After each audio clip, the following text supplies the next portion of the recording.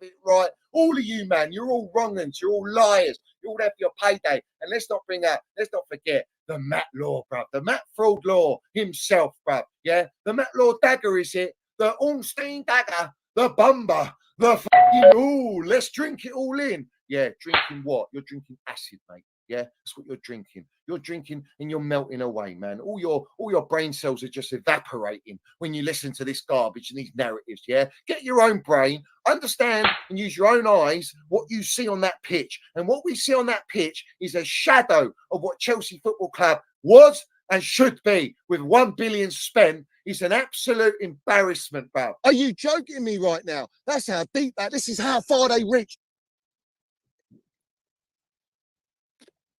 Let me smoke that for you, Siri Merchant, yeah?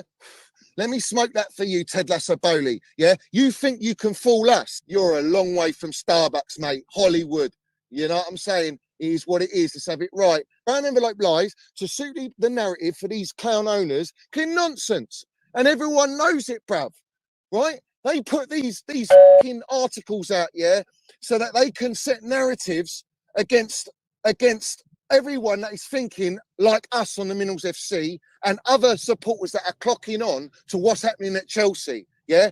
We know the truth. I know the truth. You lot know the truth, yeah? So make sure you smash that like button, subscribe and all that jazz. The bottom line is this. It's no coincidence that they put this article out to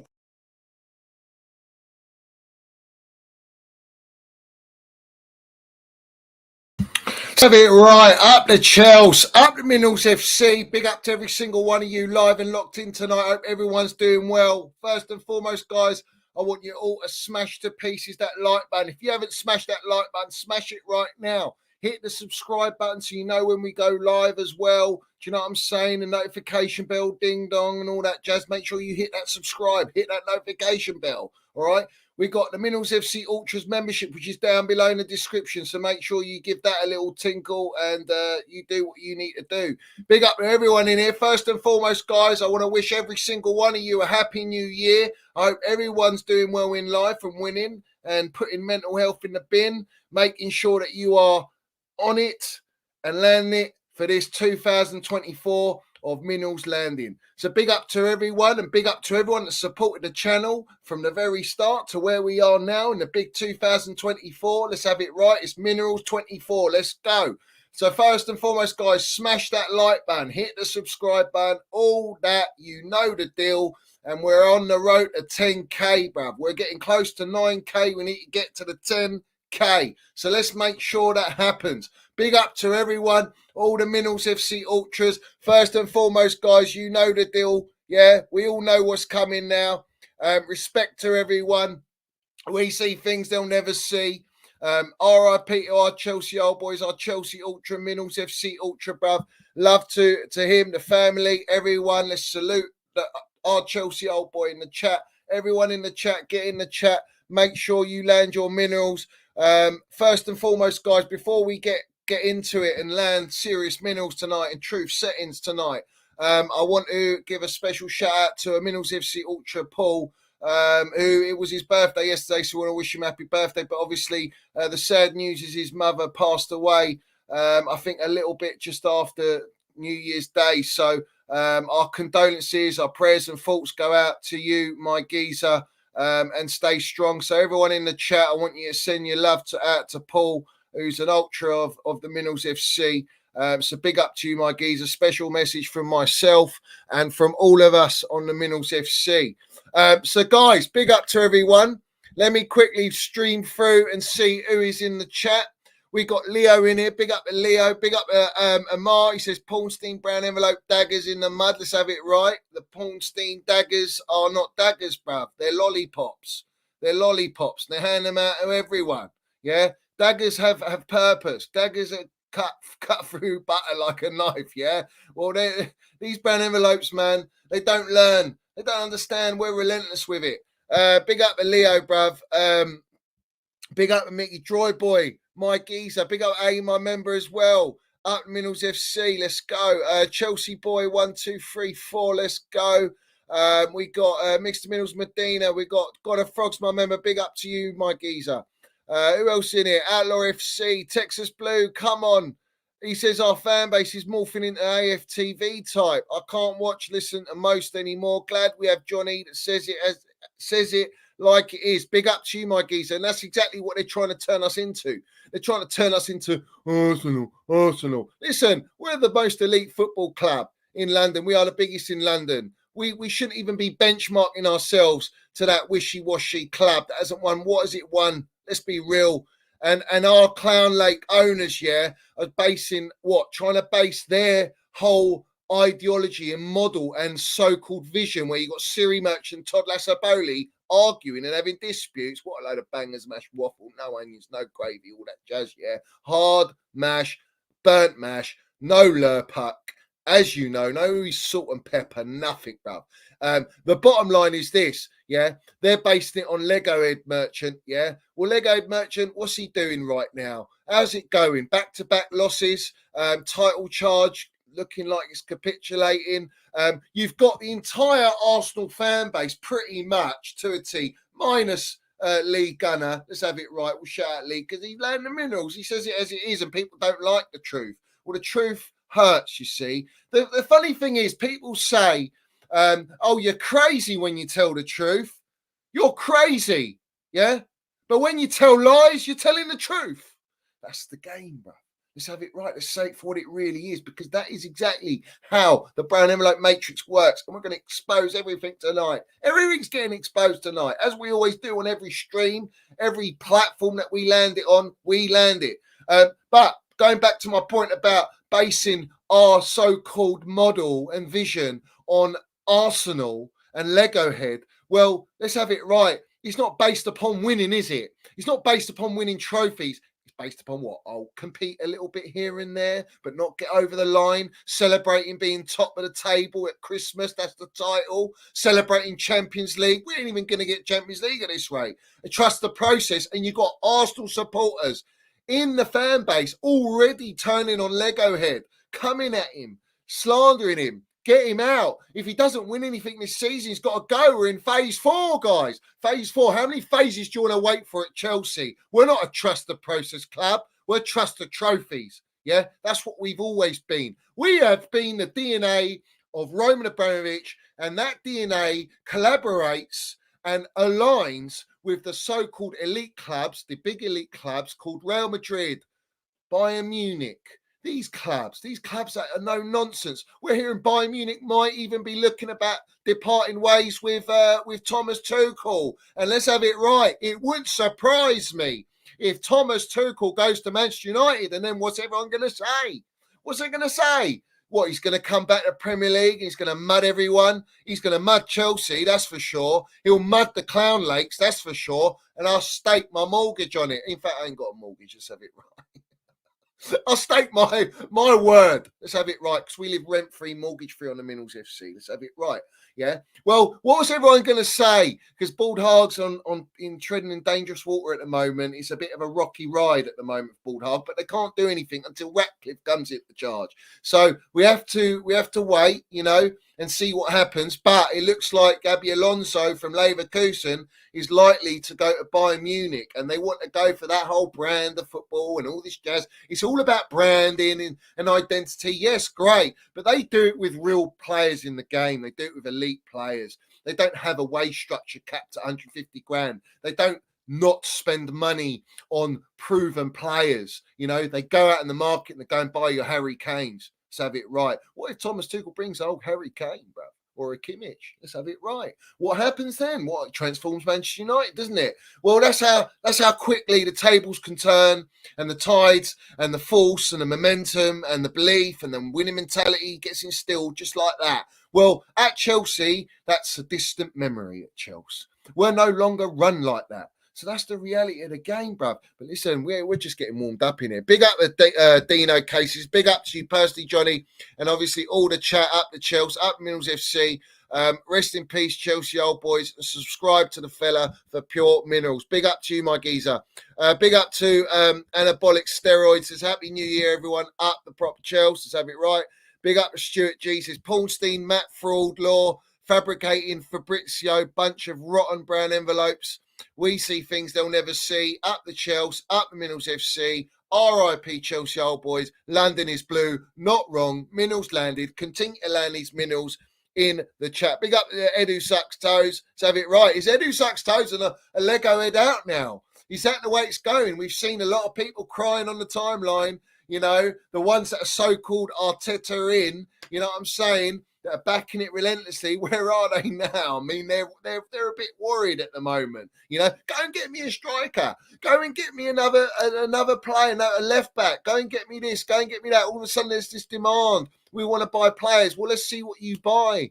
You know, the goons, where are you, man? Where are you? You're sitting fourth now, is it? Or is it third? Maybe it's third. Let's have it right. Still above Chelsea. That's how far in the mud we are. Yet they're coming at Lego head. Interesting. Not. It was expected. Big up the top bins, man. My geezer. It says, I see the Epstein Island passenger list is being released. I bet we can guess who's a frequent flyer. Great meal.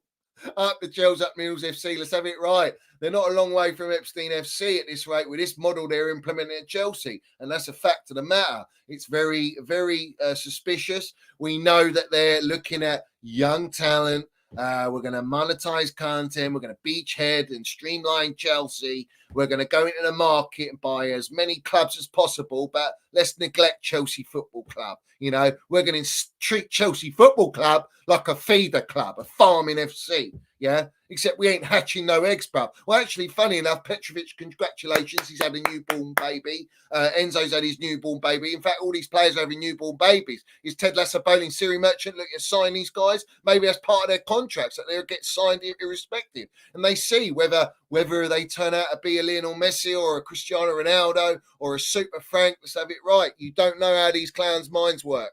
You do not know. Big up Akasa, my geezer. Salute to you, my man. Like secured. Big up Johnny in live chat generals. Let's go. Long live Chelsea old boys. You know it. Big up Chelsea blue and blue. Tony Tiger. Gianni Cellini said, big up Johnny. Only recently found your channel. You're the only one exposes Clown Lake as the serpents they are and shows the fans their real agenda. Big up to you, Gianni. Respect to you, and it's not wrong. I've been doing it for a year, my geezer. We don't change. We keep it real on the Minerals FC. We say it as it is, and let's have it right.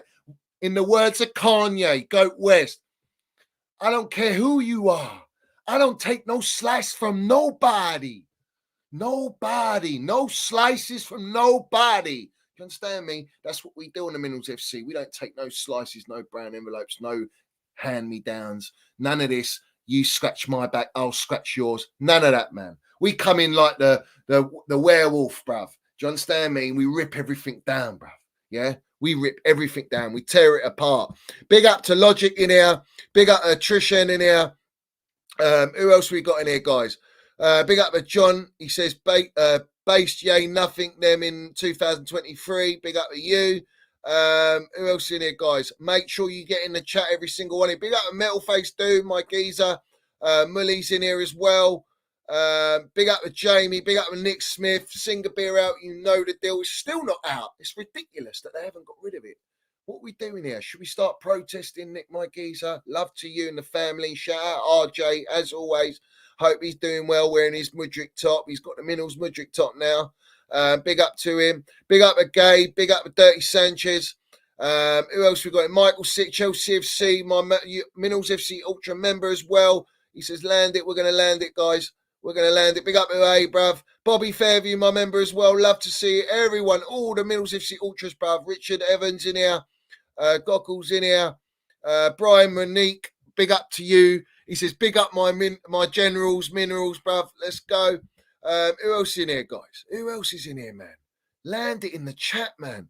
But Jamie says, my biggest condolences, Paul. Very sorry for your loss. This is as bad as it gets and would not wish this on anyone. Big up to you, Jamie. Lovely message, guys. Lovely message.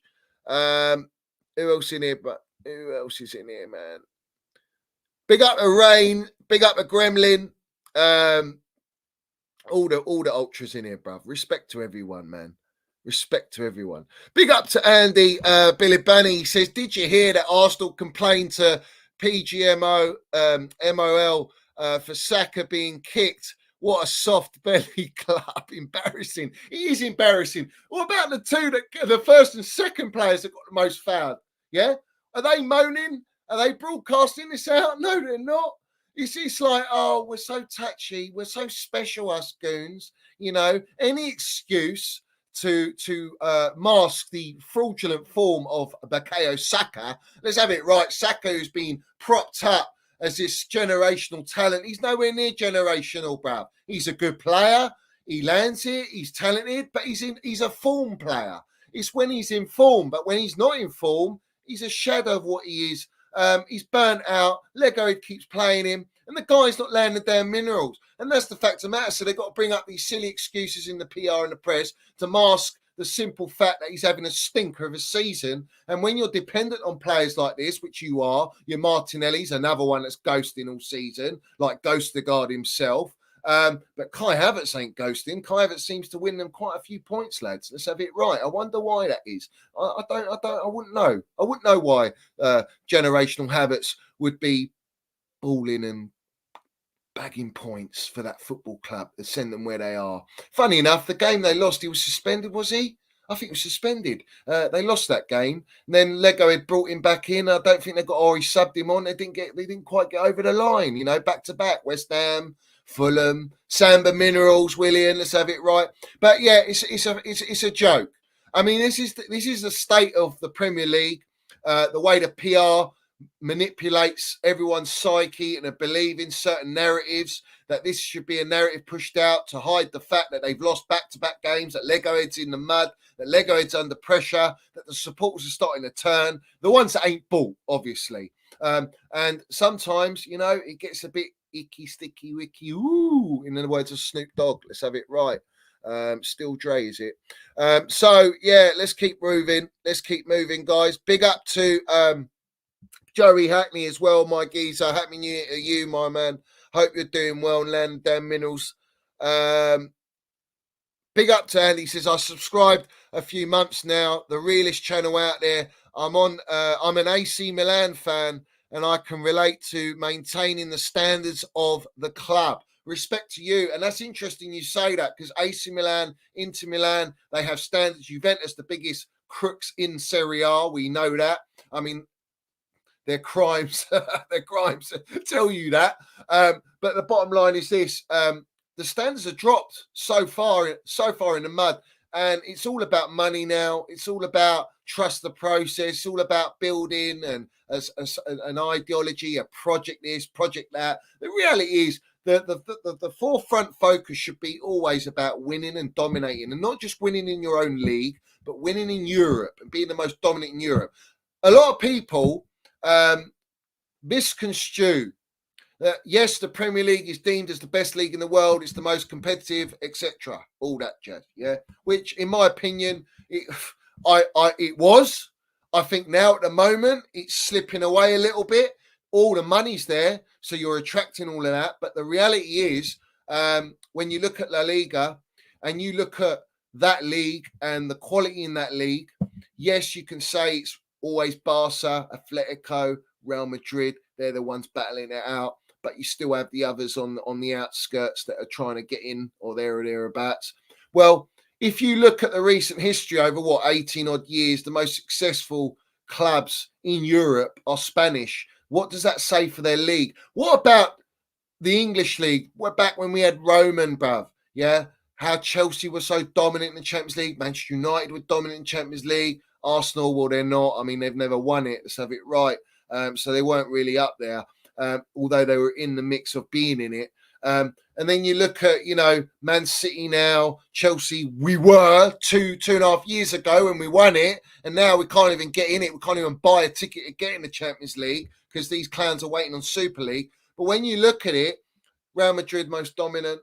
Barcelona are getting back into it because they've been out of the mix. But you look at the Spanish Atletico Madrid as well, getting into the finals. It's a strong league, and you measure it by European pedigree. And unfortunately, the Spanish European pedigree, Italian pedigree as well. AC Milan, how many Champions Leagues they got? I mean, they've got countless Champions Leagues. And then you look at Inter Milan as well. So you know, and the bottom line is, I think the Premier League is slowly filtering away from the main objective of winning titles, being dominant, being the most powerful league in the world, when it's all just money-driven, PR-driven, and that is what it is at this moment in time. And that's the reality of the situation, bro. That's the reality. Big up to Justin in here as well. Respect to everyone in the chat. Blaine Duke says up the minerals. Big up to you, my geezer. All right, so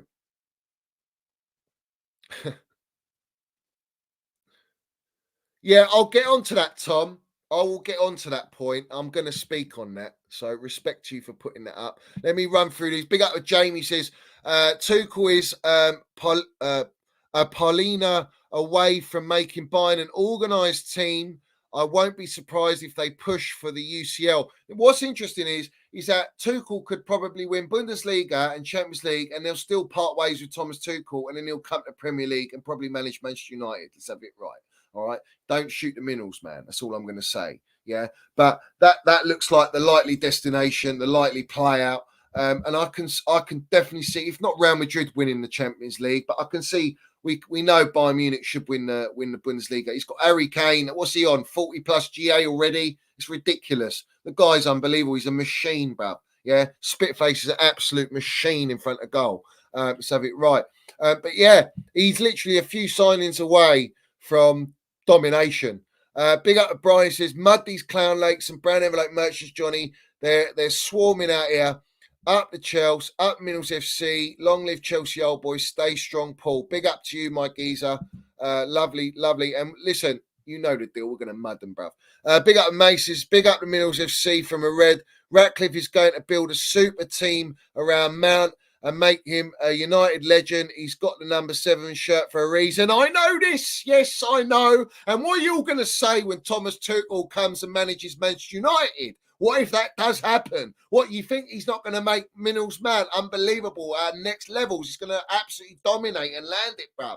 It's still a disgrace that we sold Mason Mount to Manchester United. It's still a disgrace. And let's have it right. There is such a nice little narrative that ties in with someone else at our football club called Conor Gallagher. It's the same old thing. I'm going to expose you, Clown Lakes. Do you understand me? Yeah? I'll call you something else. See you next Tuesday, Lakes. Let's have it right. That's the new name. Forget Clown Lakes. It's see you next Tuesday, Lakes, bruv. Let's have it right. You know what I mean? We've got to be careful on the channel. We've got children watching and this and that. So we have to respect all the viewers. But that's the reality of the situation. These guys, I'm going to literally, hangman, you ain't got a clue, mate. Yeah. You're going to be gasping for dear life. Big up to you for landing suit minerals there. Jamie says owners are turning us into Jeffrey Epstein and Harvey Weinstein simultaneously because they are starving to interfere with women's team also. They are starving. And the reason that they're going to interfere with the women's team is because Emma Hayes is leaving. Ooh, uncomfortable conversations. Let's have it right. Yeah? You think she's leaving just because she wants to leave? No, she loves Chelsea. She's Chelsea. She's proper Chelsea. She loves this club, right? So did Thomas Tuchel. Doesn't stop these clowns. Let's have it right, yeah? Clown Lake have no interest in us winning and dominating. They have no interest in heritage at Chelsea. They don't care about the club. They don't care about the academy. They don't care about the supporters. So all of you little brown envelope minions that are buying into this 24/7, eating and digesting their PR Happy Meals from the PORNSTEINs, the Matt Fraud Laws, the Fabrizio Romano, a long way from Super Grandma. Let's have it right. Yeah. Frauds. Yeah. All of them. Those are the ones that are toxic, making your mind go all toxic. Yeah. It's gone. Your minds are gone. You're a long way from Starbucks. You're a long way from Hollywood, or are you? You're disappearing, you lot. In the fan base, you're disappearing exactly where they want you to disappear, where they can control you. And they're controlling you to a T.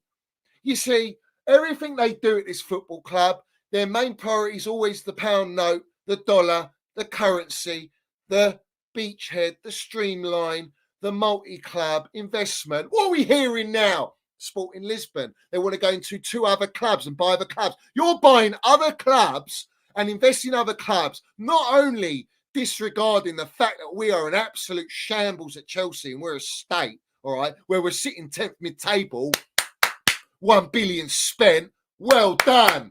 You're landing it. Listen, I ain't here to sugarcoat. I'm here to land it and tell it for what it really is, because that's exactly what it is, yeah? Don't bring me no Carabao Cup and no top four and say, wow, we're really building on something. You're not building on nothing, all right? You're building on your model. You're building on your model, mate. The gaffer is the model. Let's have it right. Pochettino ain't no gaffer. He's a yes man, jellyfish. Let's have it right. That's what he is. He's crying to keep Conor Gallagher. He wants Conor Gallagher. Oh, what is it? Rahman, new on the agenda, is it? Is it new scripts now that Conor's staying? Let's have it right. Don't play with Minnals FC. Yeah? Don't muck around. Don't try and be wishy-washy, because that's what you're doing. You're playing a very dangerous game, because what these journos do is they put out all this information, they play with the narratives to then turn it around and go, well, the narrative can change, so therefore I'm not in the mud. No, you're fully in the mud. You're all in the mud. The Matt Laws, the PORNSTEINs, all these guys, they're all in the mud. They're all on the payroll. They're all on the watch. Do you understand me? They do what they're told. They're told by their bosses. Their bosses are told. Let's have it right. And you know the deal. This is the game. Everyone gets paid. We don't do this job for free. Journalists don't work for free. So yes, they get paid for what they put out, for their articles. Oh, but hold on, we hide behind the master opinion agenda. It's all opinion. No, you're reporting. Therefore, you're trying to say it's factual. That's what you've been told from your ketchup and barbecue curry sauces from McDonald's that you're getting dished out. And that's not just at Chelsea Football Club, that's at all the football clubs. That's international, mate. Yeah, because that's the game. Let's call it how does Kanye say? The red media zone, bruv. Let's have it right. The brown envelope matrix. Well, what? You think it just stops there? You think, no, we're just good little reporters. We just tell the truth. That's what we do. You don't tell the truth about nothing. In fact, you hardly tell the truth. Yeah, that's the bottom line. Is that everything they put out is to play with the psyche, to plant narratives, so that you, in your mind, read what you believe. People saw I got blocked by PORNSTEIN. Let's have it right. Why is he blocking me for? I'm nobody, mate. Yeah, I'm just a Chelsea supporter with a platform. Why would you block me, fella?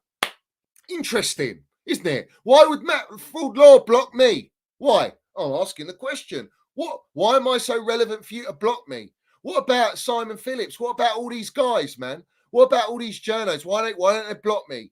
Why? Why are they blocking me? There's a reason why you get blocked. It's because you call out the bang and smash waffle. You call out the false narratives for what they really are. And you don't like what I say.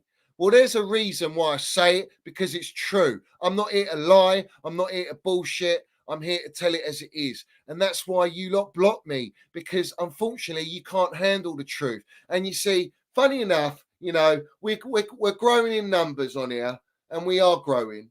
And the sooner we grow that much bigger, I tell you what, it won't be long, mate, till they'll try and shut us down. Let's have it right. You can try and shadow ban, you can try and, affect the algorithm and do your little antics like that on the digital platform. All well and good, but it still doesn't stop me from setting up, sitting in front of you lot and landing it for what it really is. Because either way, whether I've got one person listening or I've got 500 or I get 100 views or I get 12,000 views, it doesn't make a difference, because the bottom line is it always gets out eventually. It will be found, it will be heard by an ear and a brain that has exactly that. A brain to think for themselves, to actually understand what is happening, not just at Chelsea, but how this Premier League is completely dominated by PR, and every club uses it. All right, because if they don't use it, they can't instill and implement their actual true agenda, their true motives of what they want. But they'll fob you off. They'll fob every supporter off into making you believe it in some dream like scenario, something where you think you're actually going towards somewhere, you're working towards something, and together, and we're united. It's all a load of rubbish. The bottom line is this. Does Man City do all this PR nonsense? I want to ask a genuine question. Does Manchester City land all this PR? Do you get a lot of PR from Man City? No. Do you get a lot of PR from Real Madrid? No. Do you get a lot of PR from Bayern Munich? No. Do you know what PR you do get? You get criticism if they're not winning and the standards aren't up there how they are and how these clubs keep them. When they go and buy in the market, they don't just go and buy kids. They don't buy potential. They don't work on trust the process. No, they demand to win trebles, mate. They demand to win back-to-back titles. They demand to win Champions League. That's the standards at Real Madrid, Bayern Munich. And the only negative pods that you hear is that we're out of the treble this season. Oh, we're 2 points off top of winning the La Liga. This is unacceptable. We've lost the game against Girona. It's unacceptable. That's the levels. That's the standards. What do we get at Chelsea? What do you get at Arsenal? What do you get at Man United? PR galore of all this buy time, process, young talent, potential. Let's shout out the Littler, last night. 16 years old in the darts final. Great final it was. It showed his inexperience showed, didn't it, in the final? He had a chance to get in there. He couldn't do it. Humphreys done him like a kipper. But the fact that he had the minerals to get to the final at 16 years old, it's the great saying. I think it was Bobby Charlton, wasn't it? I think it was Sir Bobby Charlton. He said, if you're good enough, you're old enough. And people go to me on my Twitter, because I tweeted that, and they say to me, oh, well, that defeats what you're saying. No, it doesn't. It's absolutely mudding Clown Lake, because they're not buying young talent, young players that are good enough now. You know, you're either good enough at the age you are or you're not. And then you've got to wait. And it's all about trust the process. That's what they're doing. That's not Littler. Littler got into the final and he didn't win it, granted, but he got there. And he's 16 years old. That's phenomenal. That's Wayne Rooney-esque, bro. Let's have it right. You know, that's almost like Mason Mount and Kai Havertz coming at Chelsea, at the babies that they are, and winning Chelsea Champions League final, get over the line. They went over the line. They won us that trophy. Yeah. What did Bukayo Saka and Martinelli do? What have they done? They ain't done nothing like that. Yeah. So have it right, but yet they get propped with all this PR and all this nonsense in fan bases, all right? Overhyping players that don't even deliver. That's how far the PR takes our clubs into the ground, all right? And all the elite clubs, they don't need to do that. Manchester City doesn't even need to do that, and they're now an elite club that have won every trophy. They've won the lot. Can you believe this, all right? They've done it very quietly, and they've just gone about their business. They've got the best gaffer in world football and Landon Minerals, and he gets given what he needs, all right? And he integrates a bit of youth, top youth, talent. He's got his academy that he wants to bring through players like even Cole Palmer come from that academy, which has been our best player at Chelsea of the signings, the young players, because Thiago Silva's by far our best player, world class, all right? And Sterling you can put in the mix as well. And now Conor as well. When you look at this, and you look at Manchester City, they don't need to fob off their supporters with PR. Their supporters have got standards now. Their supporters are used to winning now. They got that taste in their mouth, and they're drinking it in. They're drinking in the winning mentality and the winning eliteness, all right? We don't have that at Chelsea because that's instilled from the clowns upstairs. And the clowns upstairs do not have that ambition and hunger. Their ambition is to make money, all right? They're flipping footballers like burgers in Burger King. So have it right. Yeah. That's what they're doing at Chelsea. All right. Now, it's not going to be too long before these Cobham boys that are worth value, that they get sold, and then you can't go back into that and sell any more of these players to get maximum profit to instill your ridiculous unproven model. All right, because all we're getting linked with, as it stands right now, is more under 17-year-olds. One got signed at some lowly club, and we were looking to sign him. It's ridiculous.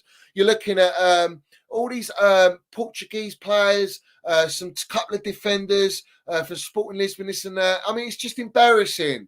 Where's our elite players? Where's our experienced players? This team is crying out for experience, and you're not giving us experience. That's the problem. That's why you're not changing your model, because your model doesn't collaborate with that. We say it so many times, but that's not acting like an elite football club.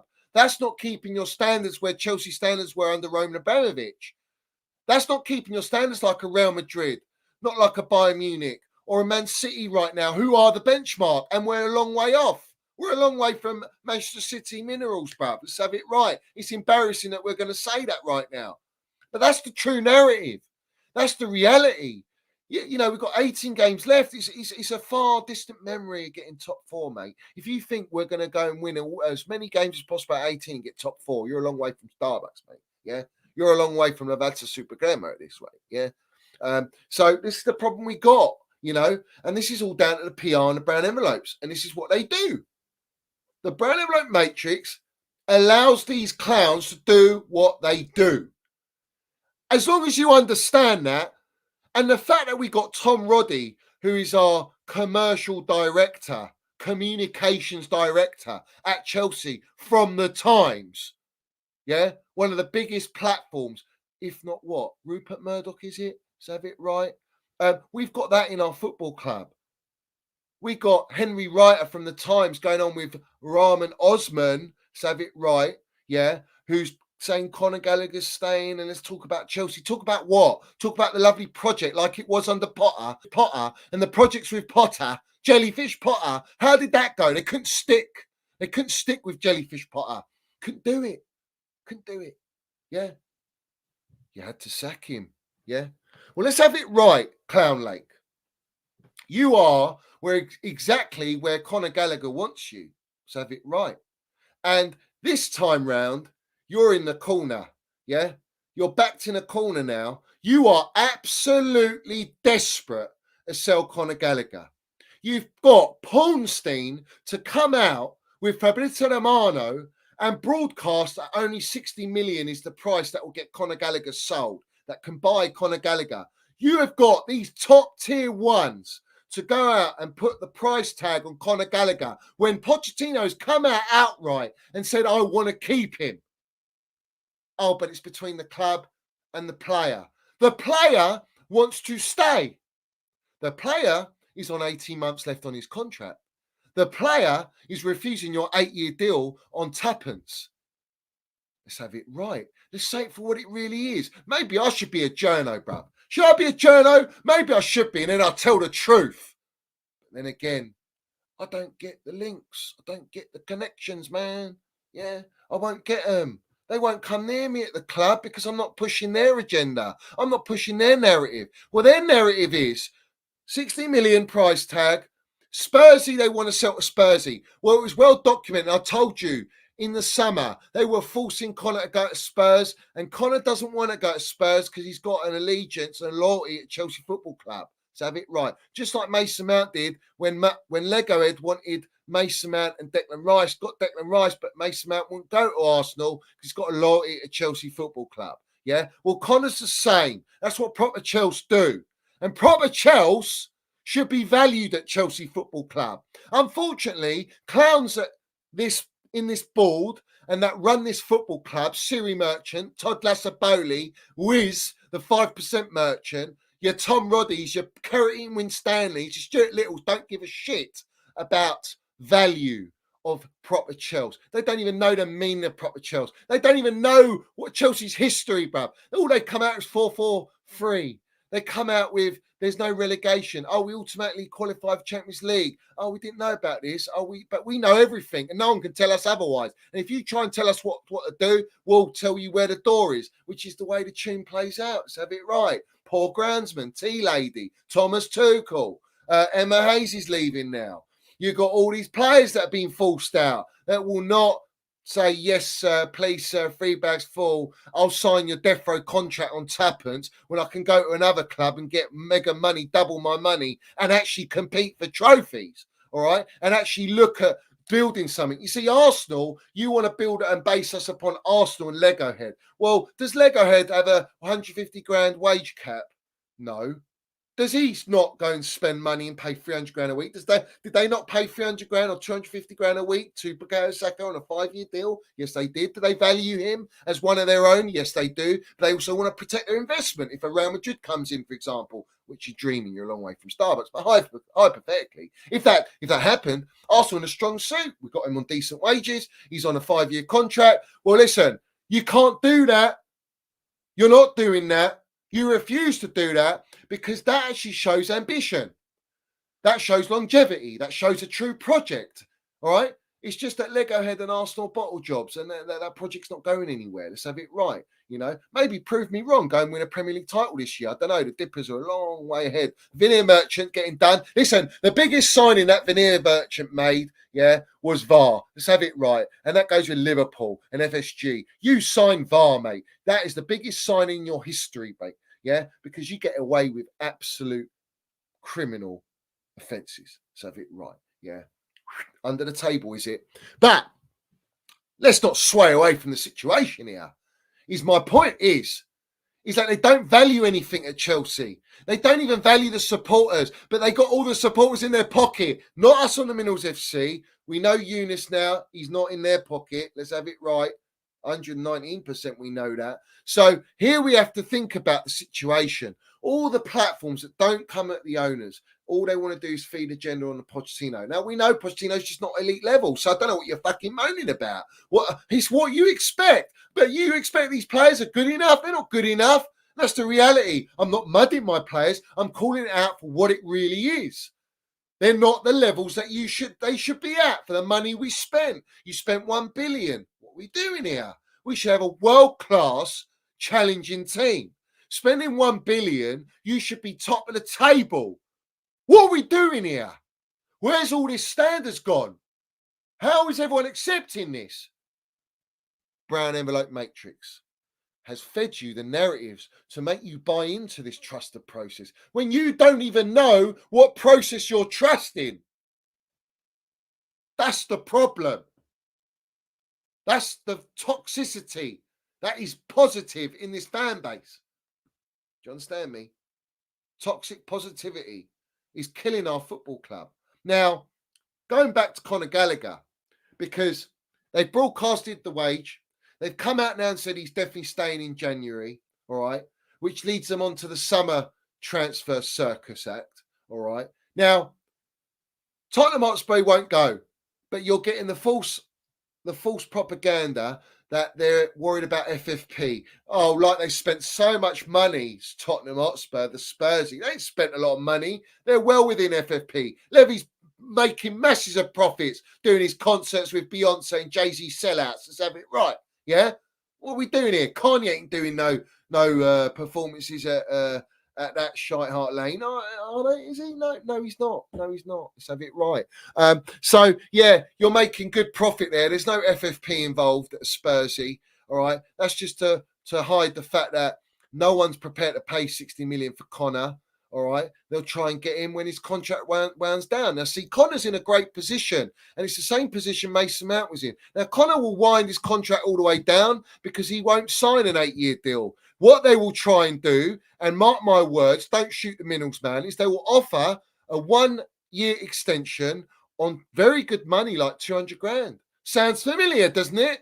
Yeah, they will. And he won't sign that deal, which means Clown Lake will not accept him staying and running down his contract because that's pure profit that they're going to lose, and therefore they have to sell him.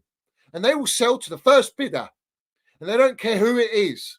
But Conor's in a position to say, I don't want to go there. I only want to go here. If the club that he wants to go to comes to him and wants to sign him, then he will go and he will leave Chelsea Football Club. And then watch the whole fan base melt down. But let's have it right.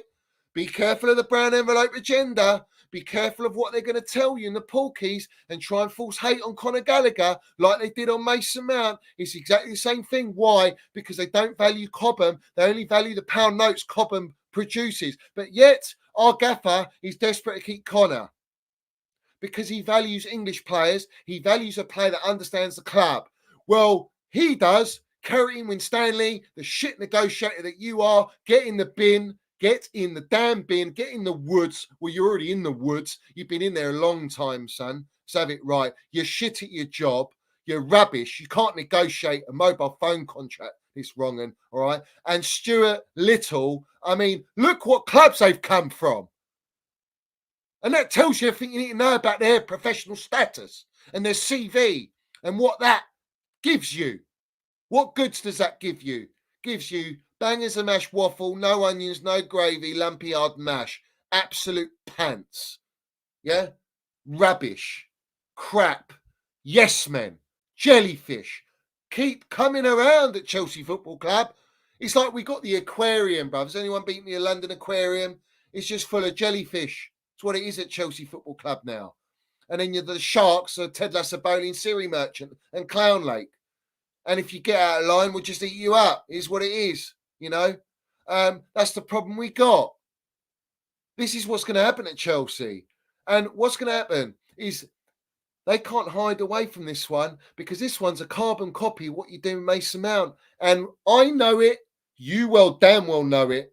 And you lot ain't trying to negotiate with Conor, like you ain't trying to negotiate with Mason Mount, like you didn't try and negotiate with Kai Havertz, like you didn't try and negotiate with N'Golo Kante, like you didn't want to negotiate with Kovacic because you want them out of the club to get them off the books and because they wouldn't sign to your crappy demands. And then you get the deluded wrongings in the fan base going, oh, well, if they're proper chows and if they love the club, they'll sign their measly little 140 grand a week on an 8-year prison sentence contract, even though they're elite footballers. Oh, what planet are you on? You're wrong-uns, you're agenda merchants, and you move goalposts to suit your agenda because you want to be right when you're completely wrong and you're in the mud. Let's have it right. Drinking the minerals, smash that like button, hit the subscribe button, and all that jazz. You know it, yeah? Everyone knows it in the game, bruv. Big up Jürgen, and he said, big up Johnny, please, sir. Can I have a carrot? Can I have a Birkin bag, please, sir? Let's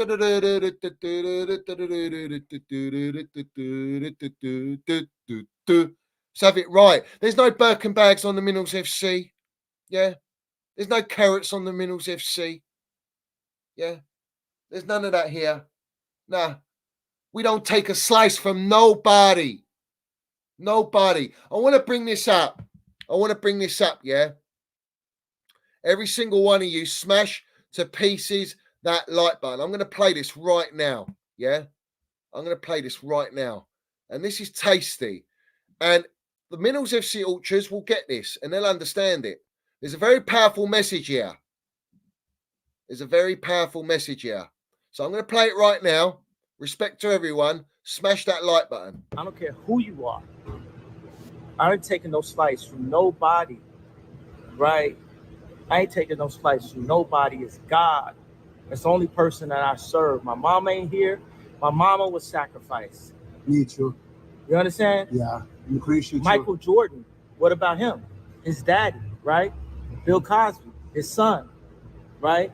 Dr. Dre, his son. You're out in Hollywood, a lot of people come up missing. Feels like it might be a lot of that in order to control, traumatize. They want to monetize and traumatize. And God loved me. You understand? Let's have it right. They traumatize to monetize. They monetize and traumatize. Sacrifice. Chelsea Football Club has been sacrificed by Clown Lake. Roman Abramovich gutted out of our club. Everything taken out of our football club. Every form of DNA. They have traumatized our club. We're in cardiac arrest in shockwaves. We're Kanye West through the wire. Let's have it right. And it's to traumatize. And then they monetize. And everything they're doing is about profitability. That's where we're in the mud. We are in the mud. And I'm not ashamed and I'm not afraid to say what we really are right now. And no one can come at me, Slim Mineral Shady. I'll spit on that mic, standard procedure, and everything you come at me with, I'm already landing it before you've even said it. Let's have it right. And you just go on a choke, bruv. A chokehold like Nico Jackson doing chokeholds on Ashton Wet. Let's have it right, yeah? Just like Minerals Mudrick done a chokehold, yeah? On Ramirez.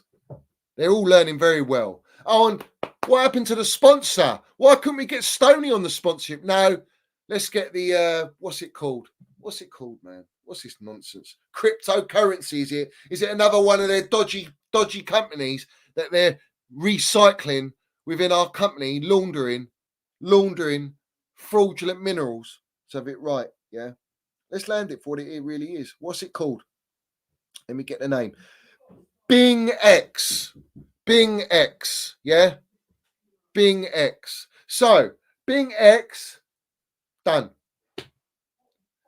That's on the shoulder, on the sleeve, yeah? That's on the sleeve. Well, Finn was another one. Well, that's now what they're doing now. That's what they're doing now. Anything to bring money in. Now, I want to make a clear point. What did PORNSTEIN come out and say? I'll tell you what PORNSTEIN come out and said. And I'm going to read you his tweet right now. Yeah? Because this tweet is very important. And this is what I talk about when they set narratives. These are narratives that they set to deceive people. All right? He says, and in fact, let me put it up. It's better. I'll put it up. There we go. This is what he says here. David Ornstein, Chelsea, of course, are still on this journey to complete what the new ownership feel to be a competitive squad and are much better than they have now. Really? They believe. These owners who have no clue about football, never run a football club, never built a football club, never built a football team, have no ideology, have no experience, not backing a gaffer because they're in their fourth gaffer, so they're clearly not backing a gaffer, they're not backing Pochettino, let's have it right. They feel they have a competitive squad much better than they have now. Waffle. Absolute waffle. So like September the 1st, and some will say we've already had long enough to judge them, but they are a couple of windows into what I think they see as being a 4-window recruitment plan led by their sporting directors, Win Stanley and Stuart Little. So have it right. And Pochettino will, of course, have an input into that. I've said on a number of occasions, I don't think he'll have sort of increased power where everybody's saying, oh, he's going to be in charge and he will make all the decisions. It's a collective thing. It's a collective thing. It's about collaborating. No, it's about the model collaborating with the ownership and the gaffer. If he doesn't collaborate with what they say, he's in the bin and he's getting sacked. He's not getting backed. The bottom line is this, all right? They need another what? 3 windows? Another 3 windows. What? To rectify the countless mistakes you've made from the last 3 windows where you spent $1 billion and you have to count on cashing in on Trev Chalobah, Ian Matson to Dortmund, Trev Chalobah to Bayern Munich. Yeah? What are you going to sell? Gil Christ next as well? You're going to try and sell Conor Gallagher to bankroll, Amanda Broja as well. Funny, we're hearing all the usual Cobham players, the Chelsea players, whether you think they're good enough at Chelsea or not, they're better than what we got, that we've bought, the majority. Connor's our best midfielder. What are we doing here? Trev Baresi is wanted by Thomas Tuchel at Bayern Munich. Why is he not wanted by Pochettino? Sorry, I thought he's injured. He can't be sold, can he, if he's injured? Or maybe he's not injured. Let's have it right. What about Matson? You don't want to play Matson, but Pep Guardiola likes Matson. You got Borussia Dortmund that want Matson, who is the, they're the idol for Clown Lake. They're the pinnacle of farming and developing players and selling them for big money. Oh, but you can't do it with Matson. No, you can't. You can't hold on to Matson because you need to cash in so you can go in the market and fob everyone off that you're going to go and buy Osimhen. Great. Go and sell Connor, Matson, Broja, and Trevor Chalobah. And then what? Go and buy Osimhen. All right, the money's run out now. You ain't got no Champions League money coming in because you didn't get Champions League, you didn't get Europa League. Let's have it right. You're barely going to get Conference League. So where's your money coming in from Europe? It ain't. So you're down there. You've got 500 million investment come from, well, nobody knows where. All right. And now you've got this all of a sudden out of nowhere in the middle of the season because you're so disorganized and all over the gaff because you're an absolute circus that you're bringing in a Bing X sponsor to give a little cash injection, all to balance the books so you can go out in the market again to rectify your horrible decisions where you're still buying young players and you're not buying experience to have us in the same position that we have been in last season and we are this season. And people go, oh, give it more than 2 seasons. How many more seasons do you want to go that we're further in the mud? That we're going to be in the same position? How many more seasons? I want to know. What, you want to draw the line on the 3rd season and blow every single last penny we got because they're penny pinching right now? That's what they're doing. They have to tread carefully. They come out, win Stanley and Stuart Little. It's going to be a quieter than expected January transfer window. Why is that? Because you can't sell Conor Gallagher. First one. He's the jackpot. He's the most valuable. You're trying to sell Matson, but that's not enough money to go and get your blockbuster signing in Ozyman. All right. And Trevor Balazi's not enough with Matson to go and get your Ozyman. Let's have it right. And they're not even on high wages because they're pure profit anyway. So what are we doing here? We know what you're doing here. It's a calculative, disgraceful, devilish manipulation and tactic to sell our soul even further when you've already sold our soul at Chelsea, to cash in and go and spend more on this unproven, ridiculous model that ain't even got a blueprint because it's never been proven in world football. Let's have it right. Man, the Minerals are landing 24/7. What's wrong with you lot? Yeah, I know the Minerals FC are on it. I'm talking about all the other people that are watching. Yeah, when are you going to wake up? You see, I come to this realization, as I always have, and I've always said it. All right, platforms don't speak out. Platforms won't come at the horse's head, just like Don Corleone when he landed the horse's head in the bed. They don't do that. They don't play like that. They're too scared. They're too scared of having their channel affected. They're too scared of losing connections. They're too scared of getting their perks and their lovely little gigs set up. They're too scared of losing clicks. They're too scared. They're in fear. But that's not showing true love to your football club, is it now? That's showing love to the pound note, exactly like Clown Lake. In fact, it's identical mentality. That's the problem. Is that, can you imagine if all of the platforms landed their minerals and said the same narrative what we're saying? Imagine the power that has. That power is untouchable. The problem is they're not doing it. And that's the problem, mate. Yeah. That's the problem. Yeah. Listen, Clay's your little keyboard warrior.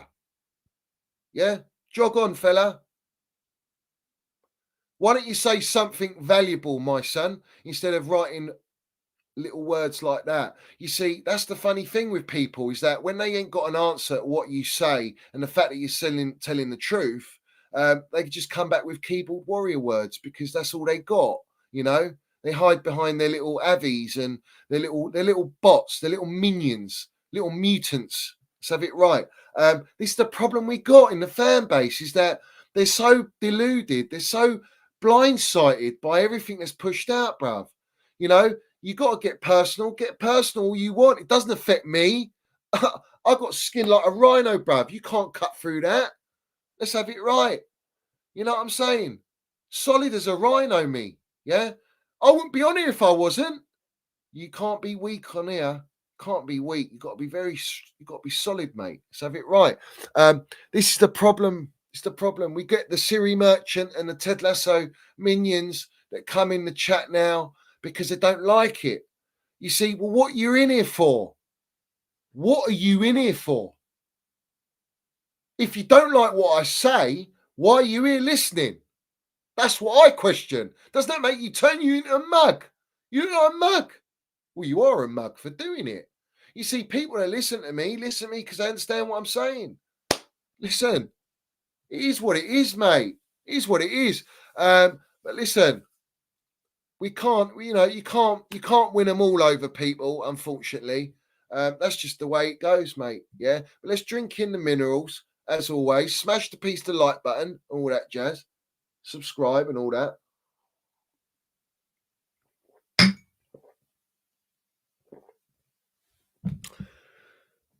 There was someone that wrote a letter about Conor Gallagher being sold, and it's disgusting and this and that, and he's not wrong. All right.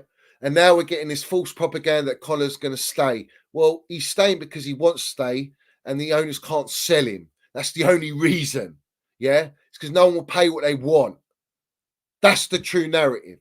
That's all I've got to say on Conor Gallagher. Yeah. And we need him. We absolutely need him in our football team. If we don't have Conor Gallagher in our team right now, what are we doing here? Yeah. These clowns will go all the way to 1.5 billion, 2 billion, and we still won't be competing. Yeah. We'll still be trying to get up above mid-table. We're a mid-table club now. That's what we are at Chelsea. That's the reality. What about Disasi and Badashile might get shipped? Why are we looking at other centre-backs? If we've already signed how many centre-backs? I don't get it. Someone explain to me. You bright sparks in the chat, yeah? The ones that want to feed agenda on me. Answer the question. Why are you not questioning something here? We got Fofana to come back. What are we worried about? We've got Chilwell. We've got Cucurella. We've got Reece James. We've got Gusto. How many more centre-backs do you want? How many more right-backs and left-backs do you want? Why? Because Cucurella's on high wages, isn't he? He's on 190 grand a week. Yes, he is. What's Chile on? 200 grand a week? Yes, he is. What's Reece James on? 250 grand a week? Yes, he is. Interesting. Interesting, isn't it? It won't be long before the Chile agenda started. That's how they got Mason Mount out. If the whole fan base loved Mason Mount, all right, there is no way their agenda would have worked. But because they knew there was an agenda on Mason Mount, that's how they worked it. They created a bigger divide, forced an agenda, fed you all with lies, made you all believe he wanted out, blah, blah, blah. You know how the tune played out. All of a sudden he bags Man United number 7 shirt. Kai Havertz, similar situation, wanted out, blah, blah, blah. Well, it's going to happen with Conor.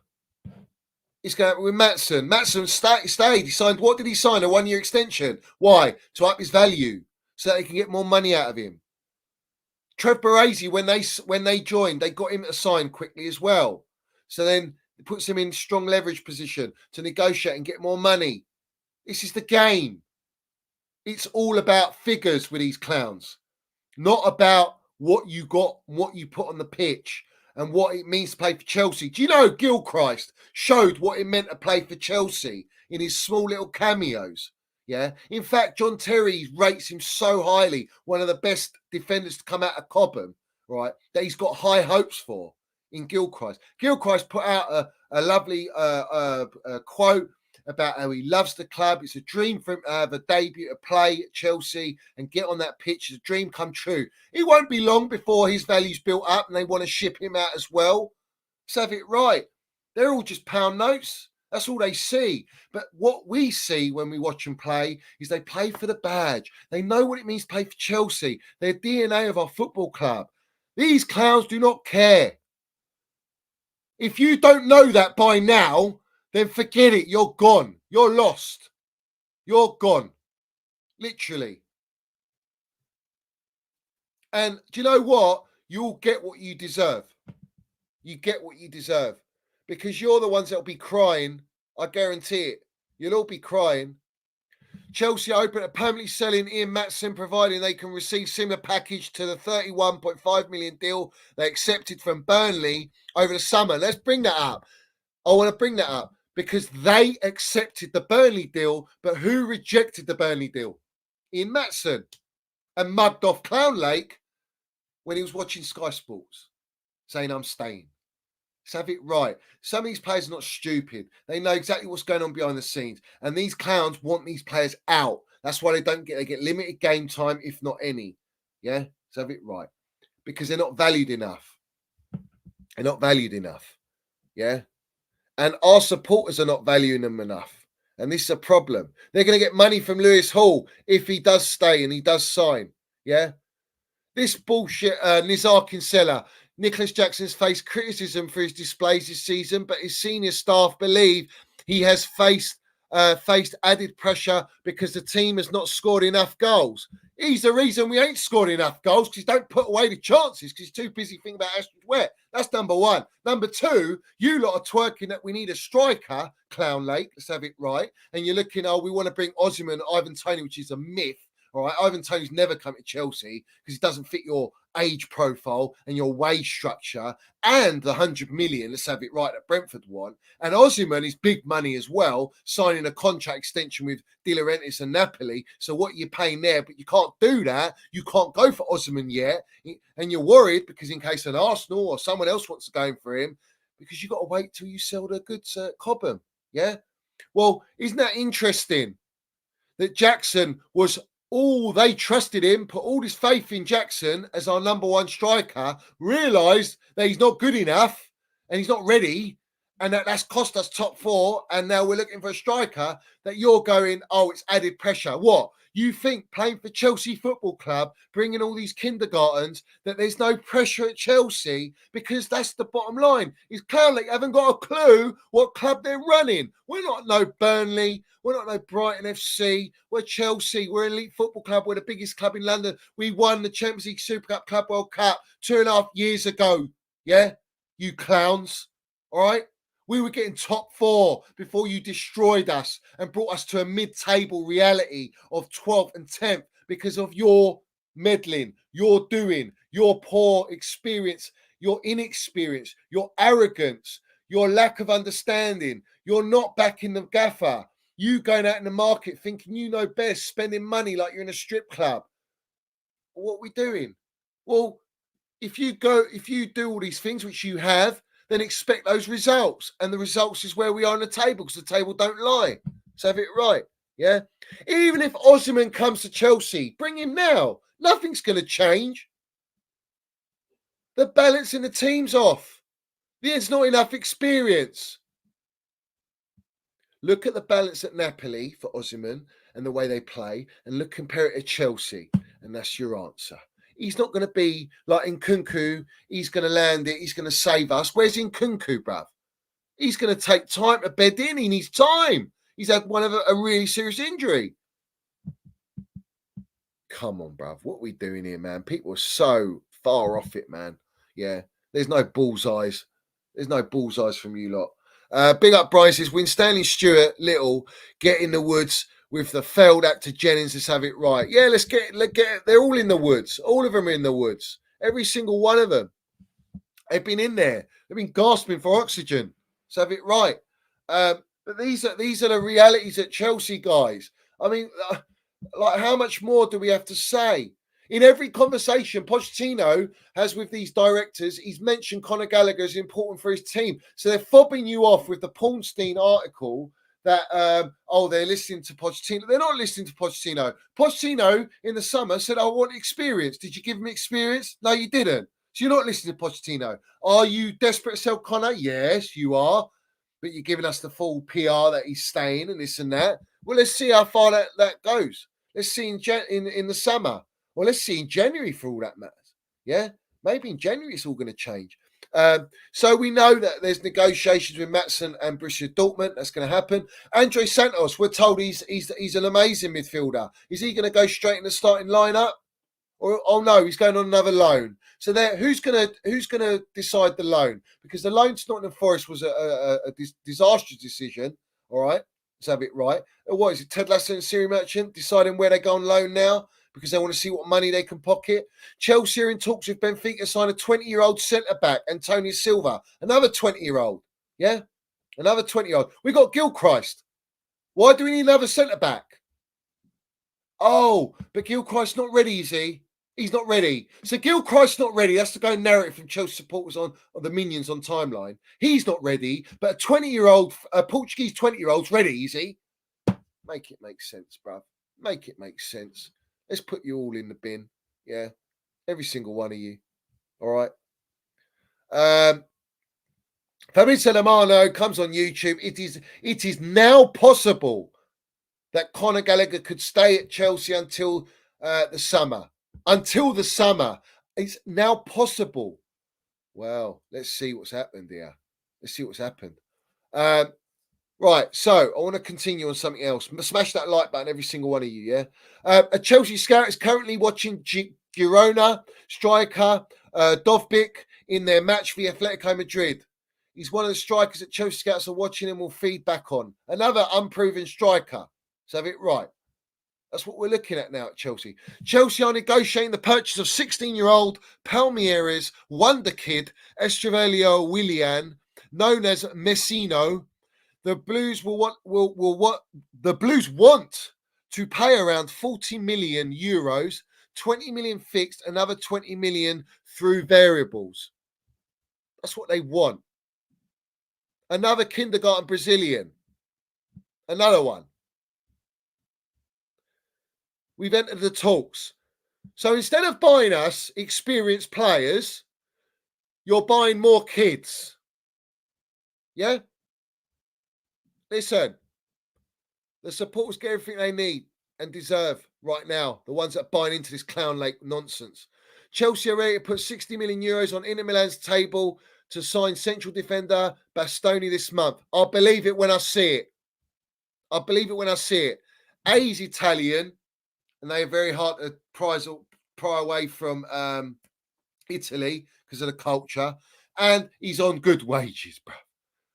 There's no way he's coming to Chelsea on tuppence, mate. Let's have it right, yeah? There's no way, bruv, yeah? 100%, bruv. Do you know what I'm saying? Yeah? This is it's a shambles, bruv.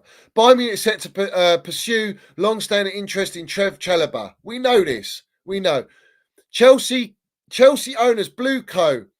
Have had further talks and want to add clubs in Portugal, Belgium, and South America to the multi-club group Nizar Kinsella, which I've been telling you for a year. This is what they're going to do. Now, what they are doing at Chelsea is creating a structure, a business structure, for when they sell the club in 10 years to present to the new prospective buyer and say, look what we got. We've got a network of all these clubs that we've purchased that you can buy with Chelsea, including the deal, which is why we're going to sell it for 10 billion, because you get all these other little add-on clubs. All right. We've also got players we've signed through Chelsea that were loaning there that belong to Chelsea as the streamline beachhead. Let's have it right. In the words of Siri Merchant. All right. There's a reason why they say what they say. All right. Other than, well, try and win on the field, because you ain't going to try and win on the field. Let's have it right. You're going to try and instill your multi-billion sale of Chelsea Football Club, abusing our heritage and what we've won at our football club. But they will present the clubs, they'll present all the players, they will present the profit margins made on flipping players every 3-4 years, and the feeder to feed all the players that we fed to different clubs that we farmed. They will show the commercial gross and net profits. They will show how they've increased the global brand of Chelsea. They will show the sponsorship deals and the trajectory. They'll show this all on the books and look fantastic and glorious. And they'll maximise on the sale of football club, with including the rebuild of the stadium when that does happen. Because right now they're penny pinching to focus on the first team, or is it just focus on buying other clubs in different continents? So have it right. Where they're going to farm all these kids. And then they're going to sell your Enzos, your Casados, your Cole Palmers, your Mudriks, and then they're going to bleed through again from all the other clubs that they bought all these young little Brazilians that had 2 years or 3 years experience of development to bring them in Chelsea at a similar age of 21 years old, and the cycle continues, all right? And they'll fob you off with a few little cups that we win. That's the aim of the game. That's the Clown Lake model. That's why they're concentrating on buying other clubs. Now they want to get in early in their 10-year plan. It's Pretty Woman Richard Gere. And that's, if you know his profession in that film, that's exactly what they're doing. They're equity merchants. They buy businesses on the cheap, and people go, oh, they bought Chelsea for 2.5 billion. That's not cheap. That's cheap. Roman would never have sold his club for less than 4.5 billion. All right. In fact, he probably would have gone 5 to 6 billion. And he never wanted to sell in the first place, which means he can drive the price up even higher. So, yeah, they got the club on the cheap. Yeah? Drink them minerals in. And what they do, they build it up, they revamp it, they gut it down, they implement a new structure. And that infrastructure is what they sell to make their money. The big money. The golden ticket, where you're 5% Wise merchant, your 60% Clown Lake and Siri merchant, your Ted Lasso 10%, and on all the other suits and boots that invested in this, and your whole Saudi behind the scenes who are probably going to buy it anyway and launder their money into Chelsea. Let's have it right, because this is what's going on. It's a corruption game in football. And that's what they'll do. And they'll all get their payouts. And they double up. It's all double up. It's double dip. Let's have it right. Double dip. Big up to Eunice. He says, welcome back, Johnny. Take a look at Girona club bossing it without standard players and a standard manager who owns them, the City Group. top owners with a proper structure, unlike us. You see, that's facts. Big up to Eunice Talks Minerals, Stone Island Eunice. Let's have it right. Respect to you. We have to get you on as well. But this is the point I'm saying is they are implementing the multi-club structure and project without it interfering with the first team, because it's the first team and their success that allows them to go into the other markets and build up. Now, they could do it before Pep came, and when these owners took over, that was the plan. And they could do it because Man City had no heritage, bruv. All right? They weren't competing until they got the Mancinis, the Pellegrinis, and they spent money big, etc., and all that jazz. Yeah? Then they could build it up. Chelsea are already elite. Chelsea are already at the high stature. We're bigger than Man City. Let's have it right. These clowns are doing what they're doing when they started their takeover at our club. But they're doing it in the right way. These clowns are doing it as a capitalist would think, as a Wall Street merchant would think, as a financial advisor would think, a banker. They're not football brains. They're there to make money. Man City know, the owners know, if we're successful, we'll make money. They know that. But their main priority is not about making money because they've got all the money in the world anyway. It's about feeding their gut with what they want. That strive of making a club that hasn't been successful into a Galactico, and to try and compete with Manchester United and what they've won. That's what they want. That's their ambition. And right now, they're on the right trajectory for it. So, like I say, just like the PR argument I gave you early in the stream, Man City don't need to do no PR. They might announce they signed a young kid, this and that, but it's not the forefront. It's not going in their first team. That's the difference. That's the levels. They buy the elite, the quality, the right profiles, and the mould for the gaffer in charge, who's a proper gaffer, who's aligned with the technical director in Techsy, whatever his name is, all right, and the owners and their commercial directors, and it's all aligned, as Pep Guardiola's mentioned, all right, which is why Man United are in the gutter. That's why Chelsea Football Club are in the gutter, all right, and Arsenal trying to mimic and replica that same structure with Edu and the Cronkies now and all this jazz, and Lego Head having control, all right, but they ain't quite got the minerals to go that far. They don't quite have the money power behind them like the Mansours, yeah? And Mansour, does he go in that dressing room? No. Does he attend all the games? No. Let's have it right. He comes when he needs to come, you know? Bit like Roman Abramovich, like you try to mud Roman Abramovich, you know? This is the thing. When owners like Mansour and Roman Abramovich, the ones at Bayern Munich, Real Madrid, they all have something in common. They all run and want to run like an elite football club. And it's about winning. That's the priority. Because when you win and you build upon your success, you make more money. That's the bottom line. So have it right, bruv. Yeah? These are the facts. This is not PR brown envelope talk, mate. Yeah?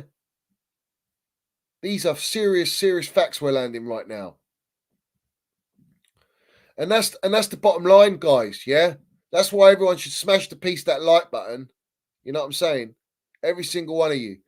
It was also put out by The Mirror. Now, The Mirror are not really your tier ones. People disregard The Mirror, and that's why they're not saying what I'm about to say, which is what they say is Conor Gallagher refused to go in the summer, and he's making it plain that he is determined to stay and fight for his place again.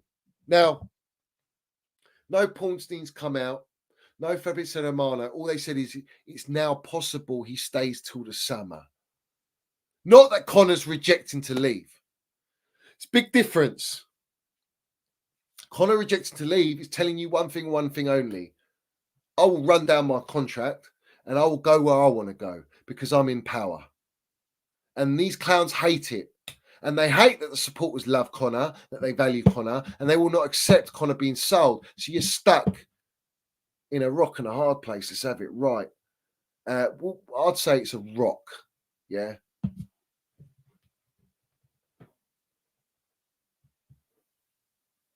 Big up Edu Suxtosis. Google Josh Lou. He owns Bing X And he's a long way from Moscow, bruv. Let's have it right.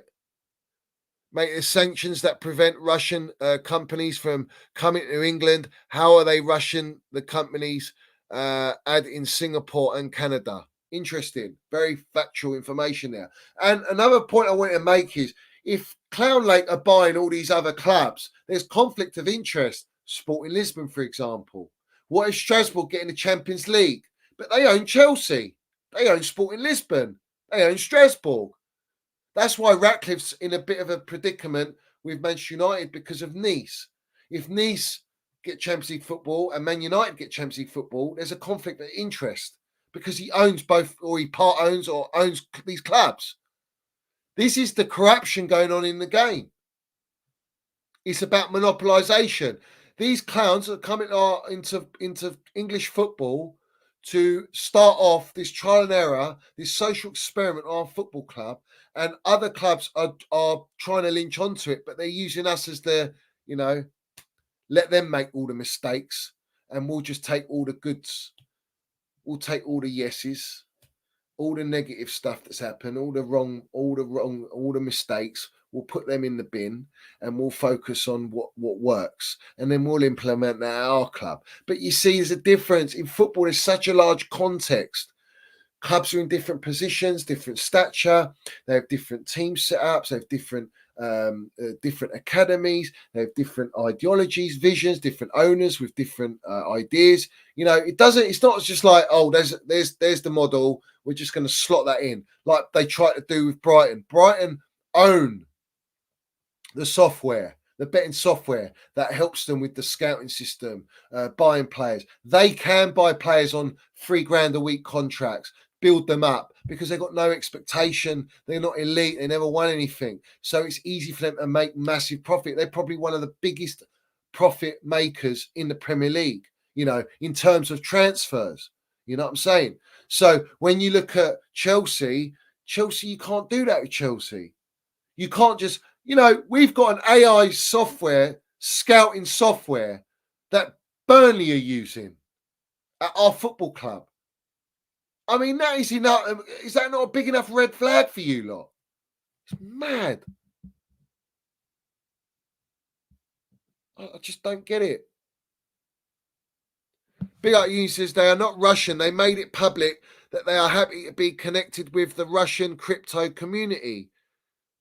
Then Matt Law tried to use it as a political. Eunice, if you want to come on, Geezer, let me know in the chat. I'll send you a link, man. You obviously know more about this than I do. I don't really know.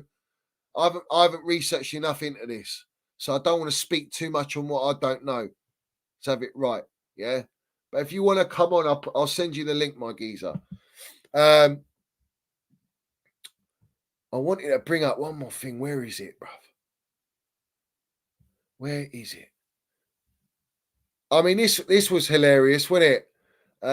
Callum Hudson-Odoi, bruv, had to go to the extreme on his Instagram and I've seen this circulating around social media for a while now, and I wasn't going to comment on it as it is absurd, and I would have been a child at the time. However, understanding my position as a role model, I would like to make it absolutely clear that I have never been part of the Epstein scandal, nor have I ever been to Epstein Island. So please stop tagging me in these posts. Thank you. I'm done. Oh, man. Listen, you can't write this up. See the power of social media. You see these players, they see it, they read it. You got what's it called? Oh, it's gone from me, man. Oh, who was it? Oh God, that's thrown me off. Oh, that's thrown me off. That was it. Cole Palmer and Madueke in interview, and they go, "Oh, they call him Cole Palmer." Well, who made that up? Who made that up? Yeah, social media. All the platforms put it up. So they cling on to it. They're kids. They're on their phones. They're on Twitter. They're on TikTok. How did the fraudulent counterfeit Michael Jackson know who Astrid Wet is, bruv? Let's have it right, man. Come on, man. They watch all this stuff. You know what I'm saying? I'll tell you what, that's hilarious, bruv. I can't. Big up to Callum, man. Big up to Callum. Big up to Callum Hudson-Odoi, man. I wish he made it at Chelsea. Like, oh, that injury killed him. But yeah, I mean, that's ridiculous that he's got to come out with that nonsense, bruv. Oh, respect, bruv. Absolute respect. Oh man, you gotta laugh. You gotta laugh. Listen, we had those players coming into the game. You know, that was Cal. Look, I'll just put it up because I zoomed in, but you can see his. I think if you go on his Insta, you can go on his story. He's there. That's hilarious. Everyone got in a pickle with Garth Crooks, yeah, about what he said about Cole Palmer. Well, he's not wrong. He's a kid. He needs to go in duels better. Yes, he's been delivering GA and this and that. But listen, where's the GA getting us? The GA's got us to 10th, from 10th to 10th. That's the thing, mate. Yeah, 10th to 10th.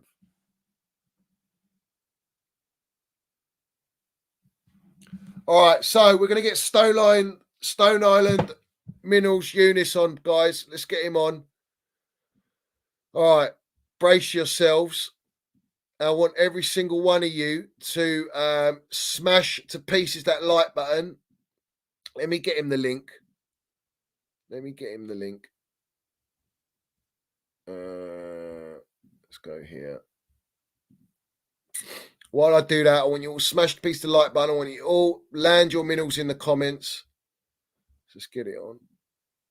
All right. Let me do it like this.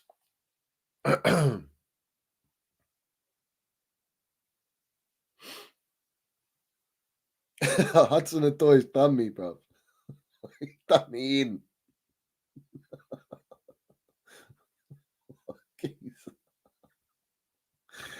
The poor kid, man, had to come out.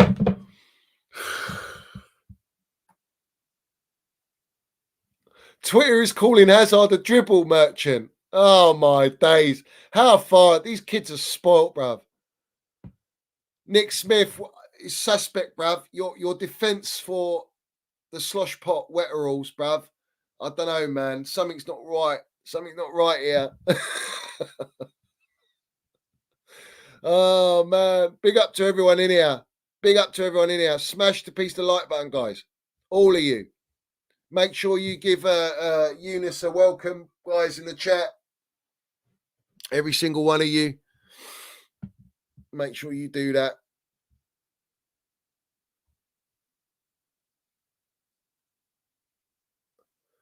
Stuart Little, he says, Johnny, why is Ornstein and Law right about you? Why are they right? They ain't right about me. They block me. What are they right about? Right to block me? Is that what we're doing here? They block because they don't like what they see. They don't like getting called out. Let's have it right. Anyway, let's go. Let's go. Big up Eunice, my geezer. Lovely to have you on. Happy New Year. Happy New Year, all. Happy New Year. Yes, chat. I was hovering, I saw you on, and I was like, oh, he's back. All right, nice one. And then I just stuck around a bit. So, yeah, Happy New Year to you. Happy New Year to everyone else. And yeah, I've been hearing some of the points, mate. That last Callum Hudson-Odoi madness is insane, isn't it? Poor lad. I had to clarify that he's not on Epstein's list. I mean, do you know where that list came from? Because I spoke about it on the video I put up. Yeah, it's a list that was put up a couple of years ago of everyone that got COVID for the first time. All the celebrities that got COVID for the first time, if you remember, right? And Callum Hudson-Odoi was like one of the first sports personalities in the UK to get, that was on the news and whatnot, and he got put on that list. That list is what's been shared about as Epstein's list. And the poor lad has to come and clarify it, mate. Unbelievable. It's mental, innit? That's mental. I can't believe he done it. I can't believe it. Bonkers. He's got that deep. It's that bad.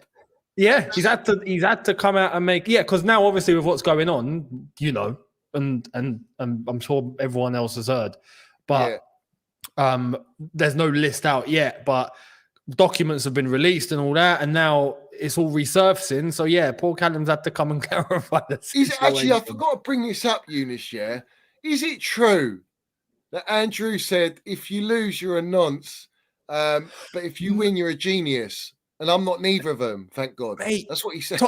Tottenham pages were sharing that.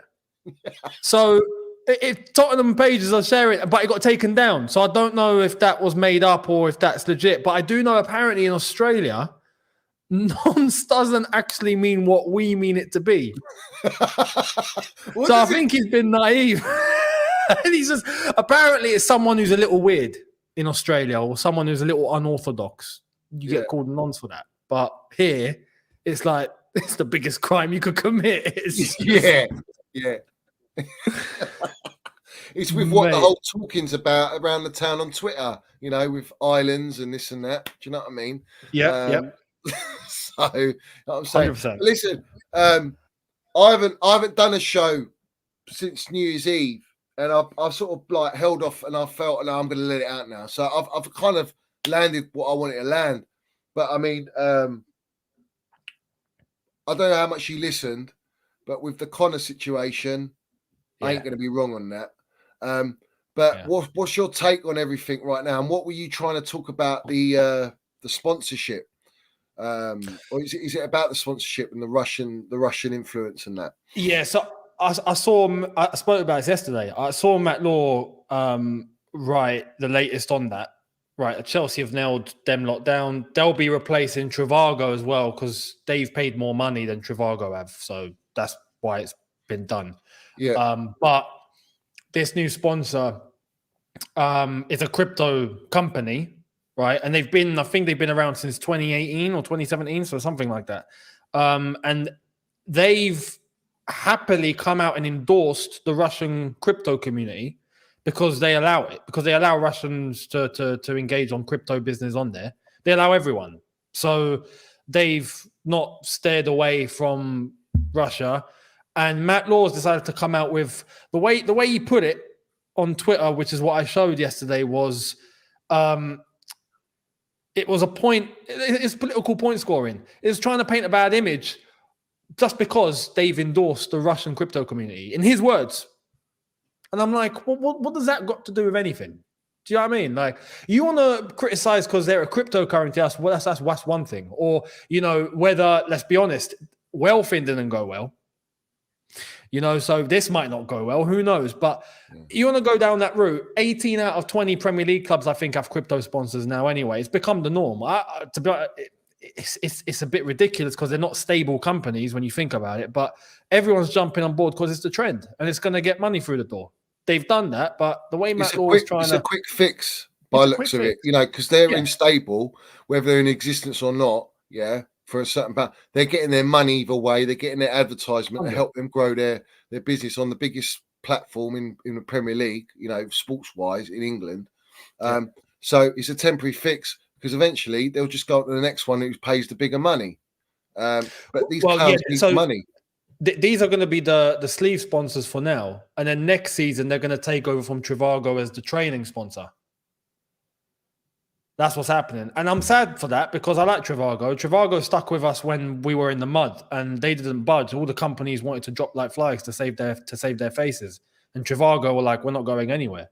And I thought that was bold. I thought that was class of them. So I'm gutted that they're having to go. But they're replacing Trivago next season. And then we're going to get another sponsor in after that.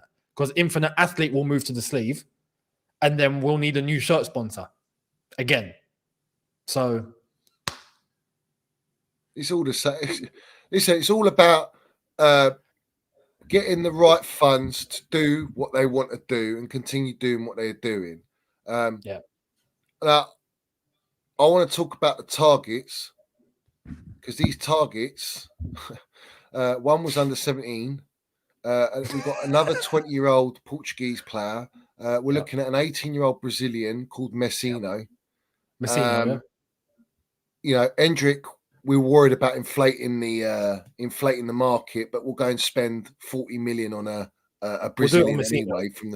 I mean, it's just like, where's the Osimhen ain't happening in January, and if it does happen in the summer, no chance. Yeah, I can't see it. I mean, Darko, shout out Darko. He's fully on it. Like he's fully on, like all the chips in with Osimhen that it's getting done. It's a pre-agreement. But I mean, what deal is Osimhen signing, bruv? Yeah. This is the thing. What 8-year contract? Is he going to get more than what's he on now? 250 with Napoli? He's just signed a new deal, so I don't have the details have come out about his new deal if he's actually if that's been made public, but I can try and have a look. But he signed a new deal that's got a release clause. Here we are. Actually, it's here. He's getting release clause 130 million euros. We knew that expires in 2025. It's been more than doubled to 8.7 million pounds a year. All right. Now we're turning into accountants. Well, just like Clown Lake. So that's 725 grand a month, which is before tax. A month. Sorry, 181k a week. You could argue. Okay. What was he on before? He must be on more than he must. Yeah, but the thing is, they bought him before he established himself, winning Serie A and all that. So they probably got him cheap anyway. They got him on peanuts, probably. Yeah. Well, he's close to 200k now, if that, or if he's hit that. I don't know. Plus bonuses. That's probably in the deal. Yeah. 200k, let's say. All sorts. So we're going to have to cop up more. Yeah, they need 250. We got to break the wage. What is it? The wage structure agreement thing that we've got. The salary cap. There we are. The cap. We've got to break the cap. Yeah. So, to be honest, look, I can't like I've said, if Chelsea are serious, we got to get that sort of business done. You got to pay the money. It's as simple as that. We got our backs against the walls. We have to do that sort of business. Tough. But you can't. It's like I said today. You can't do that until you've sold Gallagher, Matson. What's his name? Broja. Funny you mention that. Funny you mention that because today it come out that we don't need to sell to buy. We only need to sell. There was two places that come out. I'll try and track it down. But they've said that we don't need to sell to buy. We need to sell just to fall in line with FFP, which we're doing. And that's why in 2 weeks, apparently, there's going to be this whole profit and sustainability thing that comes out that a couple of clubs are worried about, Nottingham Forest included. Apparently, Chelsea are more than confident and they're not worried, and we're cool. So we should be. I mean, what? We should be, yeah. We've sold everyone and blowed our wage structure, and we've made profit. Yeah. Kai Havertz profit, Kovacic profit, Mason Mount pure profit. I mean, the profit's there. They got rid of Koulibaly, Bamiyang, Pulisic, Ziyech. Who else are they going to get rid of?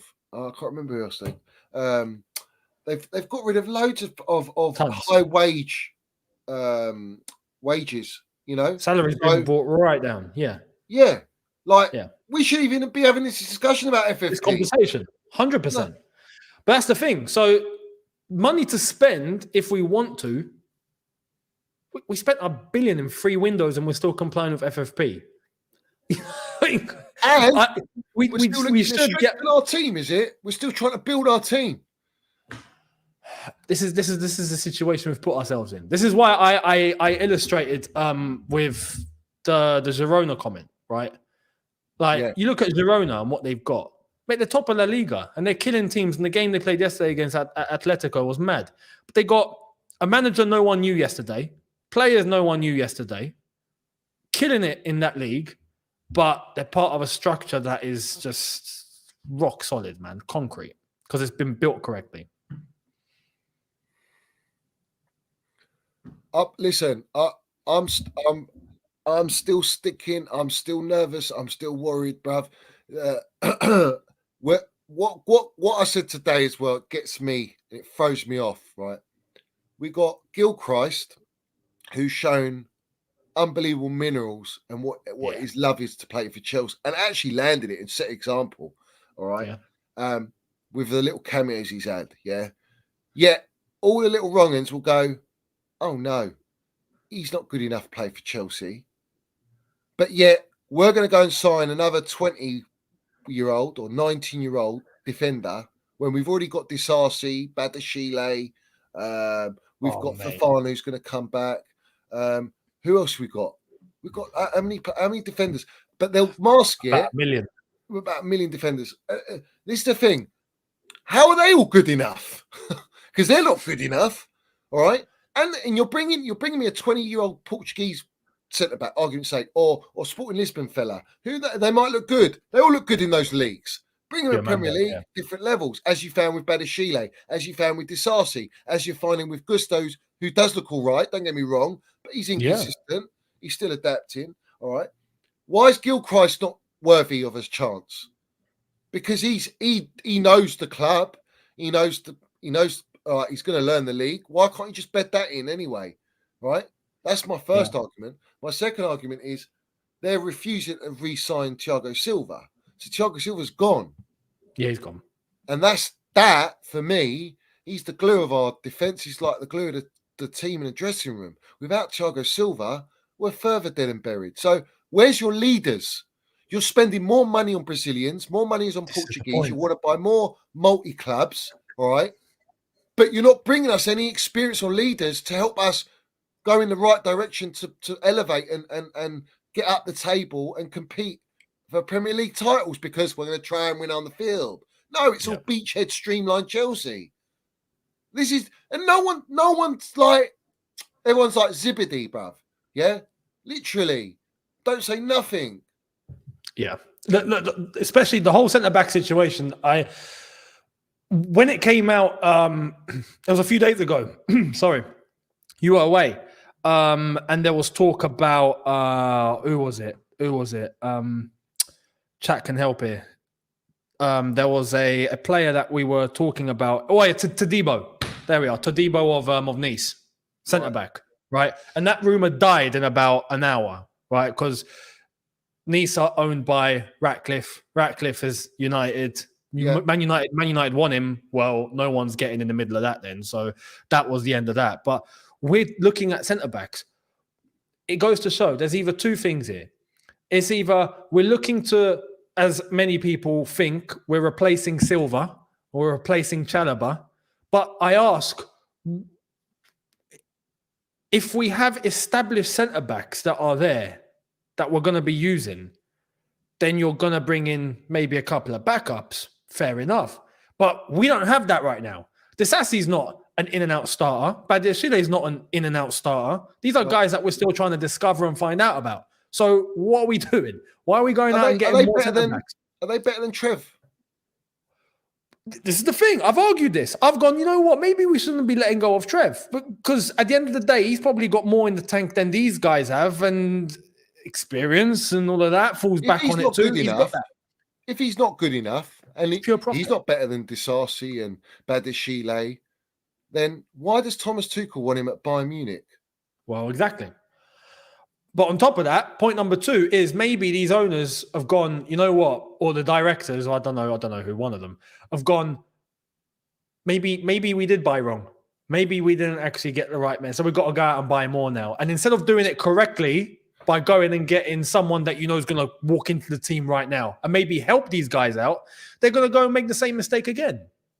By getting a 20-year-old, with all due respect, Diomande, for example, who's class for his age and where he is, but I'm done with having to look at kids and potential and ceilings. And no, we've got enough of that. We don't need more than that, but we're doing that same mistake again. Do you see what I mean? Yeah.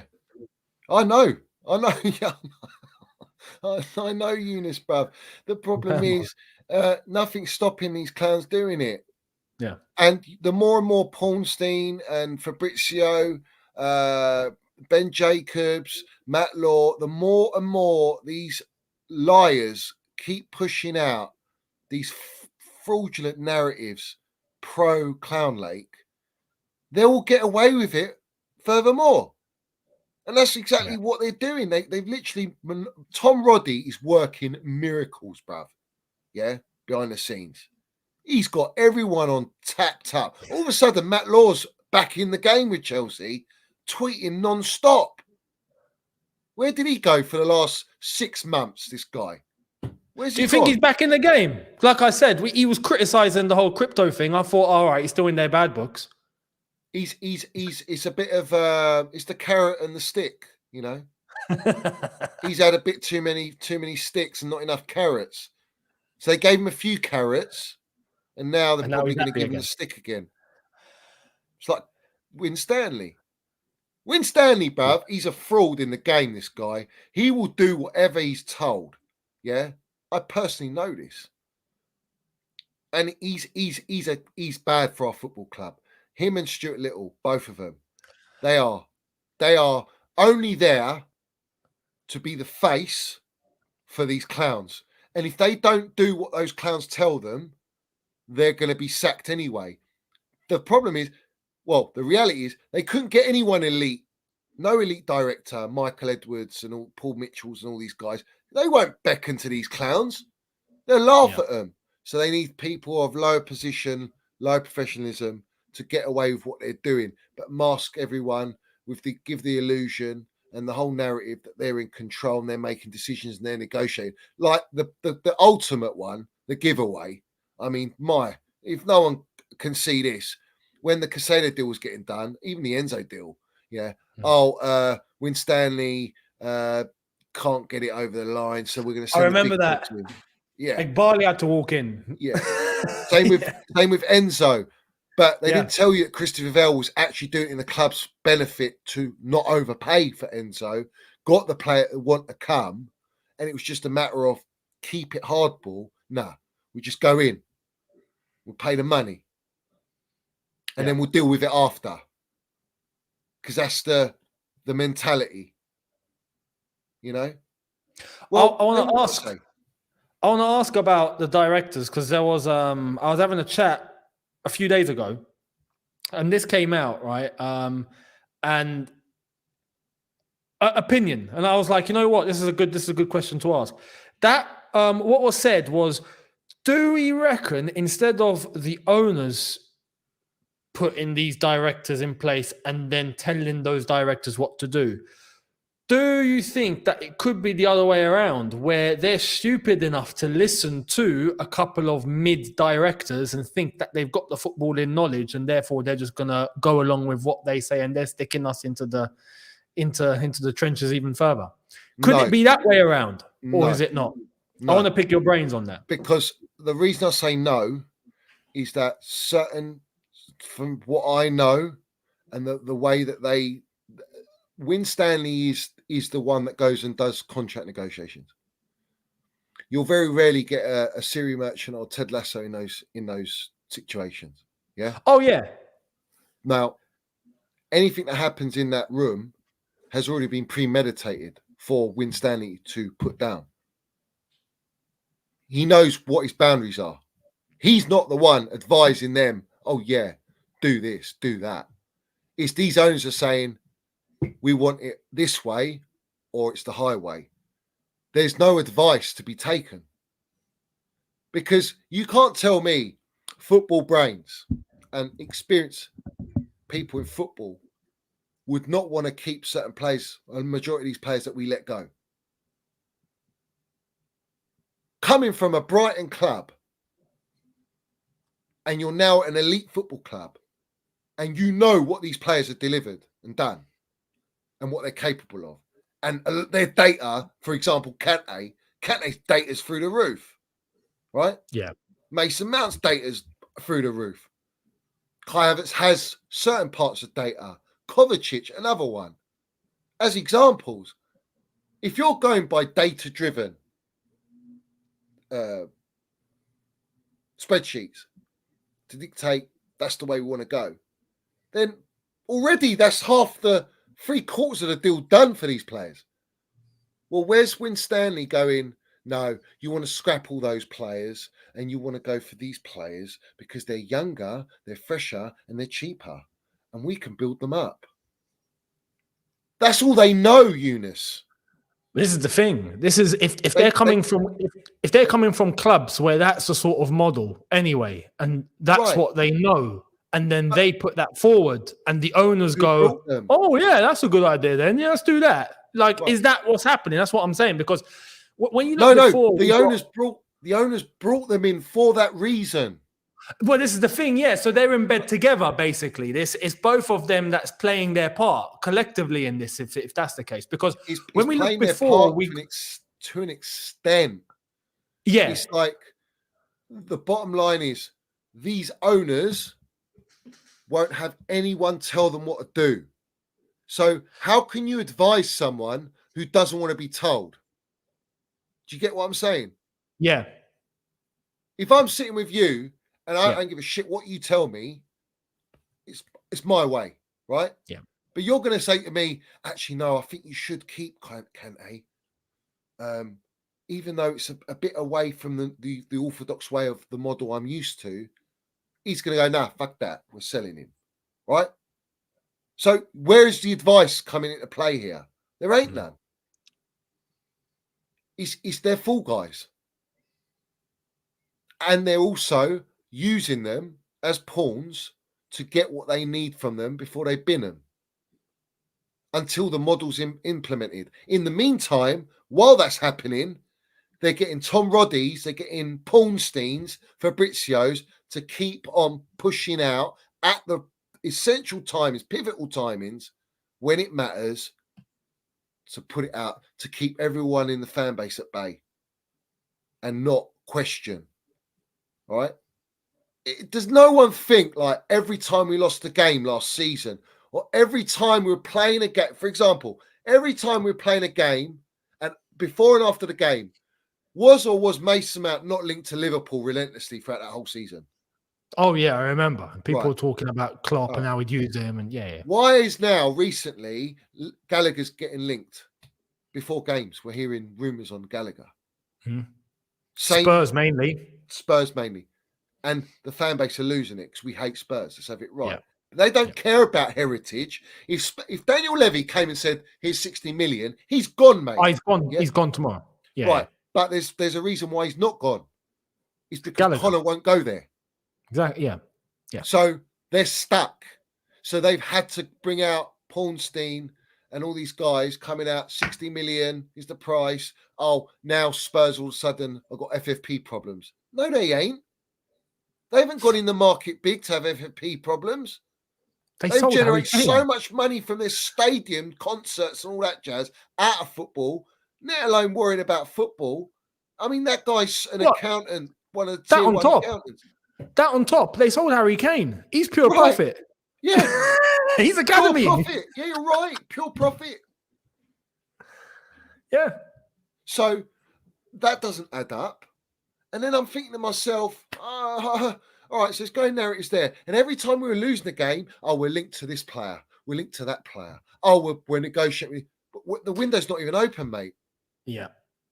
So what I'm trying to explain is they use the PR for whatever it is, whatever it represents, whatever the subject is, to mask what's actually happening in the now. Because what's in the now is a disaster. Yeah. But don't worry, it's what we've got to look forward to that counts. It's what we're working towards. Like, PORNSTEIN comes out yesterday, rattled me. You know, the first 2 seasons, they need another 3 windows to achieve their project. Are you joking me? You spent $1 billion. There's a 4-window strategy, apparently. Well, we've had our 3rd window, so we've got 1 more, have we? Or we've got another 4 windows? 2. This is the 3rd. Well, and then there'll be the summer. Yeah. We've had Thomas Tuchel summer, January, and this summer. That's 3 windows we've had already. Does that first one count? Well, of course it does. Oh, well, in that case, yeah. we got. Well, we're in the 4th then. Great. We're in the 4th, but they'll tell you, oh no, scrap Tuchel one. That was teething problems. No, it weren't. You spent 330 odd million. They bought players for him and then sacked him a week later. That's Todd Bowley playing sporting director, mate. Yeah, exactly. Yeah. And now we got Egbali playing sporting director for the last 2 windows. And where are we? They're fobbing everyone off, Eunice. They're going out to buy more Portuguese young players. We need to add. No, you're not. You're just buying more, quick in, spend the money. So all the supporters have to go, well, we ain't got no more money now. It's a sell-to-buy situation where we have to be self-sustainable now. You've forced yourself in that position deliberately. You've brought us down from up here to down here deliberately so that we can only accept that. This is how they work. It's shock and awe. It's traumatize and monetize. Shout out Kanye West. That's exactly what it is. Yeah. Yeah. I never got that talk about the whole 4 window strategy. How can you possibly come out? I've never heard a top club talk like that. How can you come up with a 4 window strategy? You can have an idea of what you intend to do, but you can't be certain of what you're going to do in a year from now in the transfer market because circumstances change. Teams get better, teams get worse, money problems happen, money advantages happen. There's all sorts of factors here. Players dip, players improve, players you think wouldn't play well do play well, players that you thought would play well flop. It all changes. So to try and come up with a 4 window strategy and then stick to that like there is one, that's just what they're doing. Just a bunch of nonsense. We'll shout out, we'll shout out Kanye because his label was called Putting Out Our Dreams. Yeah, Putting Out Our Dreams. These lot are selling dreams. Yeah, and they've sold our club's soul for it in return. And these dreams ain't coming true. Their dreams of their bank accounts getting bigger. exactly. It's coming true. But in terms of Chelsea's trophy cabinet, no.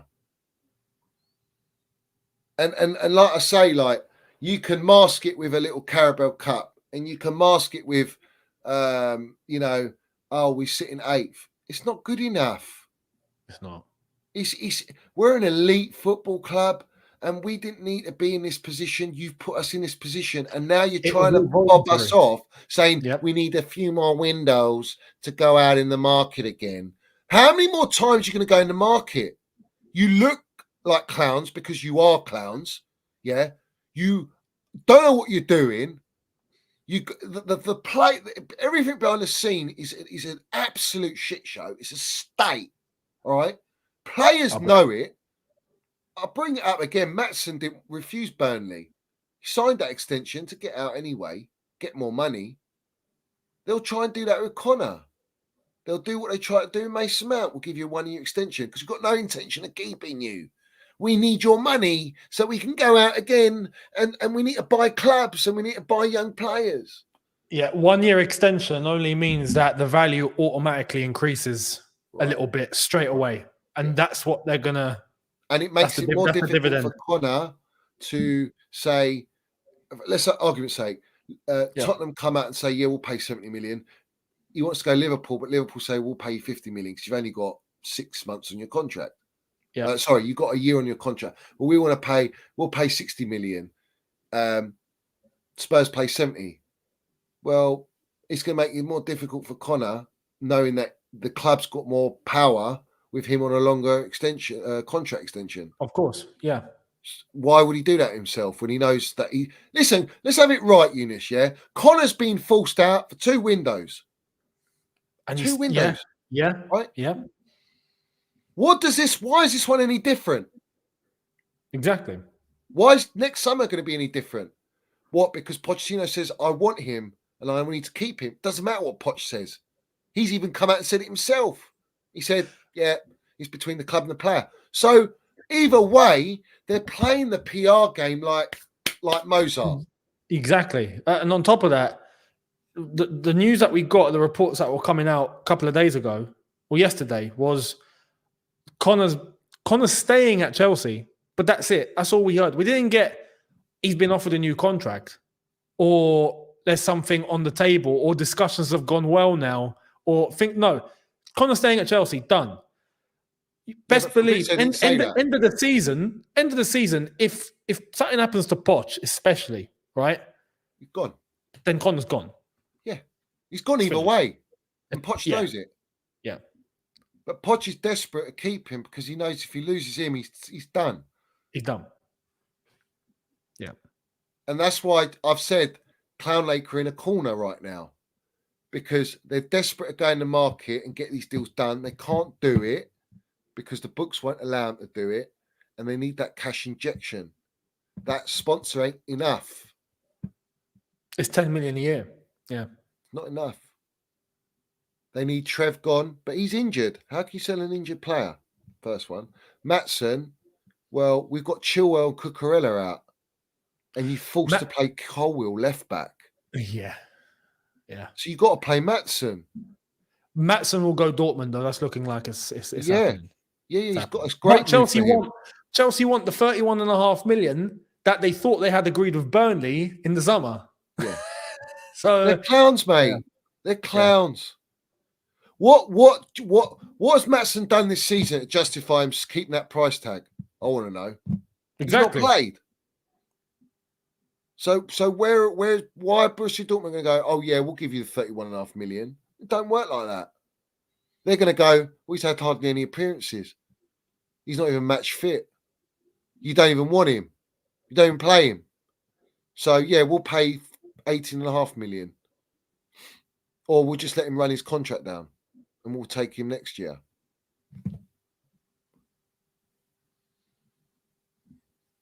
Exactly that. Do people not see this, Eunice, on a real level, bruv? I honestly think it will, like the way that I see it now, yeah, especially after the last couple of results. And truth be told, yeah, Chelsea might play against Preston on the weekend, beat Preston, go and play Middlesbrough respectfully, beat Middlesbrough, then play Fulham, maybe even beat Fulham, and all of a sudden we've won 7 out of 8 or 8 out of 9, and now everyone will abandon the caution that they've put in place over the last couple of months and go, all right, we're on a run now, great, ignoring who we've actually played. I've said that going on a run like that would help the team mentally, 100%. It would. As athletes, you would automatically feel more positives about yourself. That can have an effect. But the same problems are there. They're there, and they're not going anywhere. So we will fall back into this situation again when we get to February and we're playing Liverpool and City and all these guys once again and mid-table teams that are decent. Away as well. It will take for Chelsea to be in one hell of a situation for people to start seeing light bulbs. That's just how it is.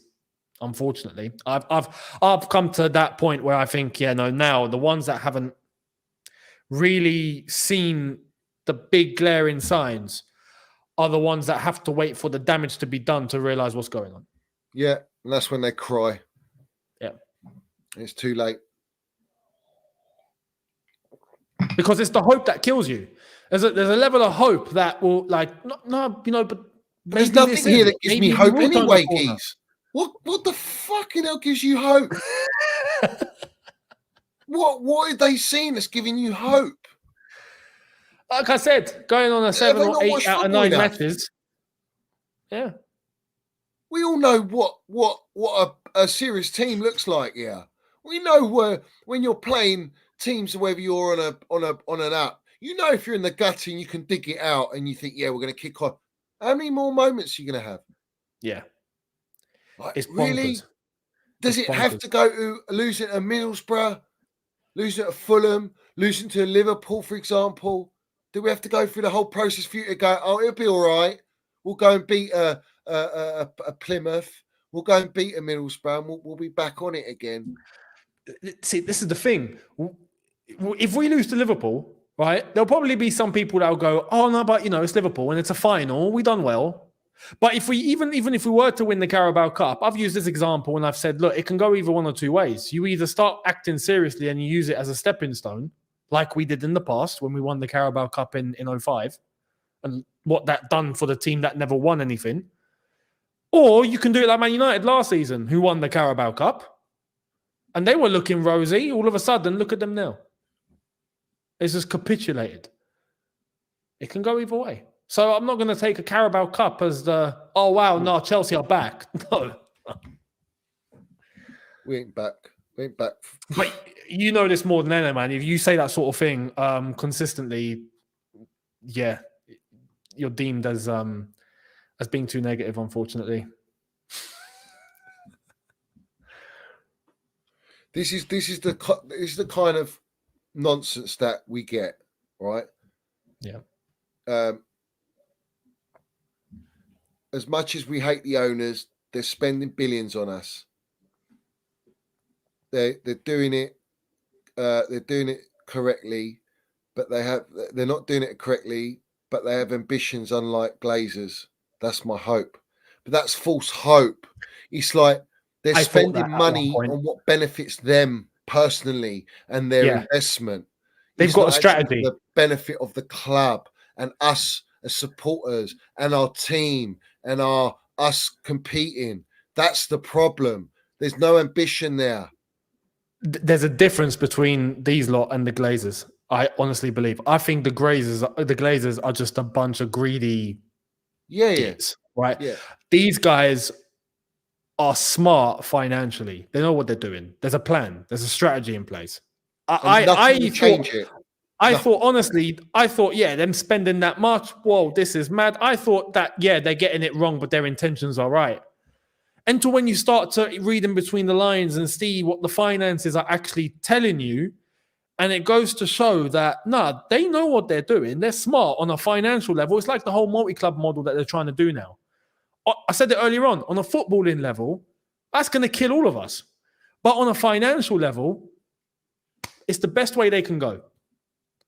Because if that portfolio has 4 or 5 football clubs on it, and they've all got young players or whatnot, and then those young players get a bit older, then they decide to sell the entire portfolio with rate of inflation on top of that, mate, they're going to be making the killing at the end of this when they decide to rack up and sell. It's going to be mad. But on a footballing level, we might all be mid-table.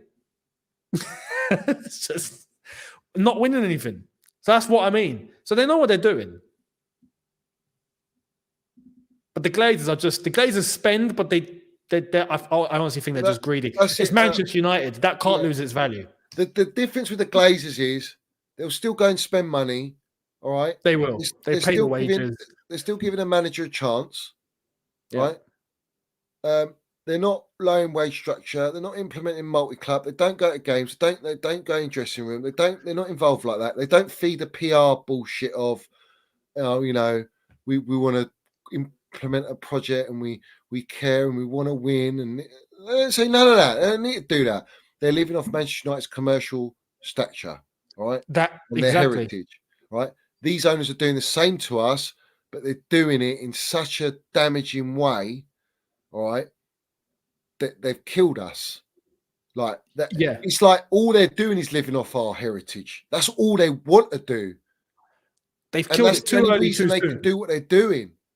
Yeah. If we were Brighton, do you think they could go and sign Willian O, whatever his name is, or Endrick? Let's be real about it.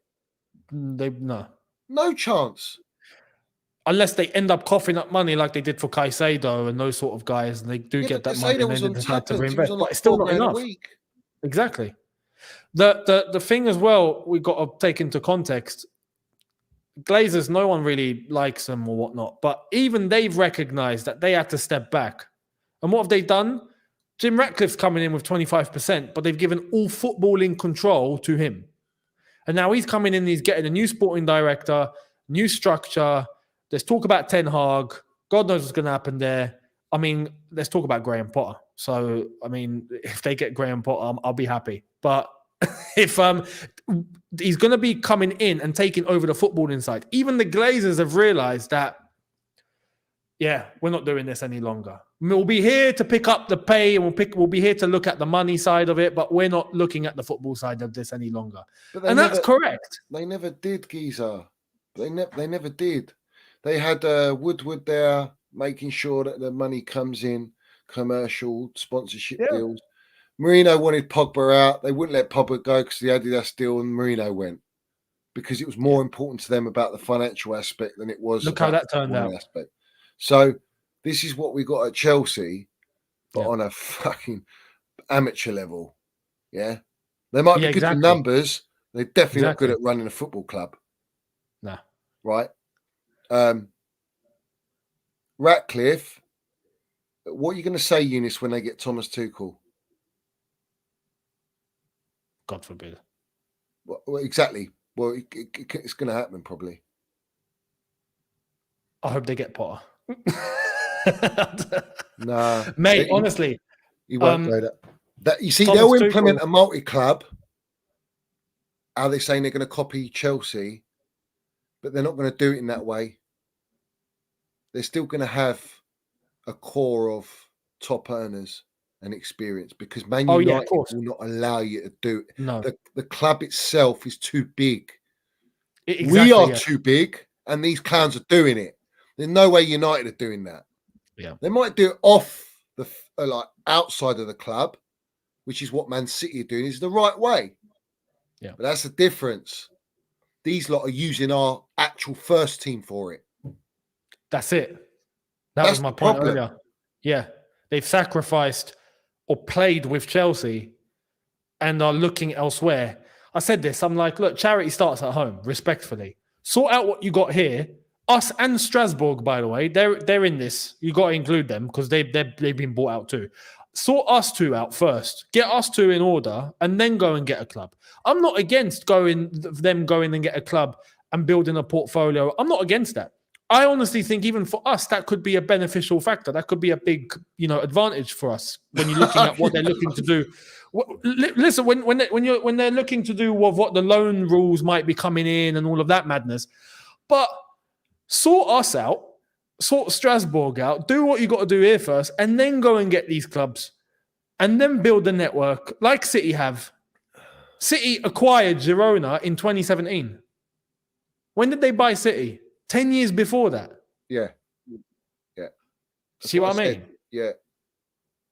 Us, or not us, these lot, they just want to buy this club. And when you look at that, it supports the point of them wanting to sell the entire lot in 10 years, in 8 years' time.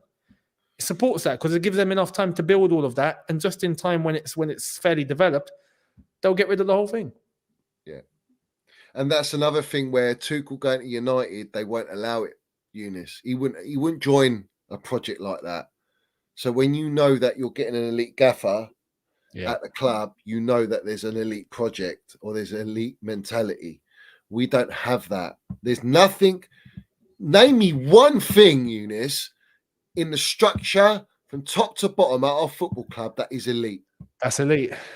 None. Apart from Thiago Silva. Yeah, that's it. Right. That's your problem. That's the problem. Yeah. No one addresses it. Well, we do now. Or I've been, and you are now. With respect, we are. Why does no one else? There's nothing wrong with saying that, bruv. There's nothing wrong with it. There's nothing wrong with saying that and calling it out for what it is. There's nothing wrong with that. It's not you going against your brown envelopes. Yeah, that's just facts. It's facts. Yeah? Completely. And this is why I've said, look, if the point from earlier that was mentioned about the intentions being right, well, cool. All right, then. We'll see it this January then. We'll start to see some proper business happening, some proper moves being made, and a proper intention. And then we can go, okay, maybe they've learned a lesson. Maybe they are there with the right intentions. Maybe they were just naive and stupid. Maybe, right? If we don't see that with the urgency that this team needs it with, well, there is no intention. I've waited 3 windows. Happy. I've waited 3 windows, and it's nothing changing. We're into this window, and we're being linked with more kids. Bastoni got brought up. Bastoni today. Was it Bastoni today? Yeah, got brought up. Has he? Yeah. But the link is a joke. Inter Milan are in a mess. That's why. The Italian club, something's going on over there. Like they're all in the financial difficulty. Is he 28, 26? He must be 27 or something. No, he's 24. Is he? Oh, he fits the bill then. Yeah, fits the bill. Sorry, I thought he was older. I thought it was older. Yeah. I mean, that's a player I'd take. 100%. All day long right now, what we got. All day long. That's the sort of centre-back that you bring in and it's like, all right, he's walking into the team and he's staying there. No one's budging. He's a leader. Yeah. Boom. Straight. Boom. That is a top signing. I believe it when I see it. Because exactly. What wages are you paying him? No, but exactly, yeah. Because there's going to be other clubs that are snooping around. But like I said, the one thing with these Italian clubs, Inter Milan specifically, Inter Milan I think are on the brink of bankruptcy. They're in a bad place. Yeah. in terms of money. So Why did we fucking sign cement-booted rat off them and then loan them back? well, exactly, yeah. That was their whole. It shows you. Yeah. They done us. Yeah. They done us, and even that didn't help them. Look at them now. That probably just bought them a little bit of time, if anything. Crazy. So something could be done, but you're right. Other clubs, if Inter Milan are turning into a car boot sale, you best believe other clubs will walk into that and offer Bastoni the wages that he'd want. You got Bastoni. So we got you got what's his name? Barella, bruv. Barella's there. I'd take Barella in a heartbeat right now. Yep. Absolute he walks into the heartbeat. midfield. Yep. Even Martinez. Technically, they got a spine there. Yeah. And the midfielder attacker it's there. You know? Take the whole lot. Yeah. Yeah. Let's just turn our team in Milan. Inter Milan. Mixing a bit of cold minerals Parma, a bit of what's his name, Casado in there. You know, I want to pick your thoughts on Enzo, Eunice. Yeah, because he's got a defense army that you wouldn't believe. The stands love it, but in reality, I think there's a chance he goes. I think there's a chance that they cash in on him, bruv. I think he wants out, personally. I think there's two sides with him. I don't think there's a bad player there. No. Right? No. But the way that we're playing and who we're playing isn't going to help Enzo whatsoever. I've argued, I've said, you know what? Everyone comes back fit. Enzo's not making the team. It sounds nuts, but he's not making the team. If we need a DM like Caicedo does, right? Lavia comes in. Caicedo's alongside him. Gallagher's next to him in the midfield three because it's Poch. And Gallagher's our best performing midfielder. So where's Enzo coming in? He's not coming in. Yeah. So this is why, for as long as Poch is there playing the way that we're playing, Enzo's not walking in. You get in another manager, for example. I'll give an example. If Sarri walked in, right, are you best believe Enzo's the first name on the list? And he's probably playing him as a 6. He'll play him like he played Jorginho, for example. Yeah. Right? It'll be something, but you get the gist. It depends on the system and the way that we're playing as well. This is my point. Yeah, is they bought players like Roman Wood, budget on the cheap, and they're misprofiling without 100%, without buying for. You can buy players that are adaptable, right? They've got their profiles, specific profiles, but they've got the ability to play in multiple positions. So therefore, it doesn't matter what manager comes in; they can suit different positions. Doesn't necessarily mean you can get the best out of them in every position, but you can still fit them in. All right. Now, Enzo's their golden boy. Casado's their big money signings. They have to play, but Poch can't get a chemistry working with them both playing. So therefore, it's affecting results. But they want him to play, and the gaffers will say, "If I don't play, they kill me." Yeah. You got to meet halfway. You got to back a manager, right, properly, and buy players that suit him to back him. Like you meant to back Potter. You did the same thing to Potter. So how can you? Well, there we are. Potter? Yeah, it's got to be one way or the other. You're backing, the gaffer's the model. So you're backing the model. The model's buying all these players. Oh, we're going to make them all build up their value. They're going to play, and they're big money, and they're Argentinian, and they look great, and their names are fancy, and they look great for PR, and they sell shirts in Argentina and Brazil and Ecuador. I don't care. If they're not doing it on the pitch, reputation's in the mud. GA's in the mud. Performances, 100%. No one's talking about you in the right way. They're just talking about your price tag. It's more damaging than you believe. And that's what's happening to Enzo. Enzo's quality player. Yeah. Got a lot of good ability. All right. Still young. But like I say, when he plays for Argentina, he's playing with adults, men in the team, as well as some young players. There's a blend. There's a balance. You got world-class players in there as well. Yep. So of course he's going to perform, score goals, look amazing. Put him in Chelsea's team now, where he's looking at, it's another 22-year-old, another 20. Oh, we're lucky. We've got Nkunku, he's 25. Sterling's 28. Sterling's behind me, but at least he's 40. Everyone else is a similar age. Yep. Where's the levels? This is the thing. Funnily enough, a couple of days ago we mentioned this on All You Can Eat Chelsea. Yeah? We was talking about this point exactly, and it's like everyone came to a general consensus that you know what, we've completely misprofiled everything. If you're getting an Enzo through the door, why are you getting Poch? Right. Why did you hire Poch in the first place? Poch's formation. That wasn't going to work. Yeah. But if you're backing Poch, what are you doing with Enzo? Because they didn't expect to get Poch, is my point, Eunice. They were expecting to keep Potter. Potter didn't even want Enzo.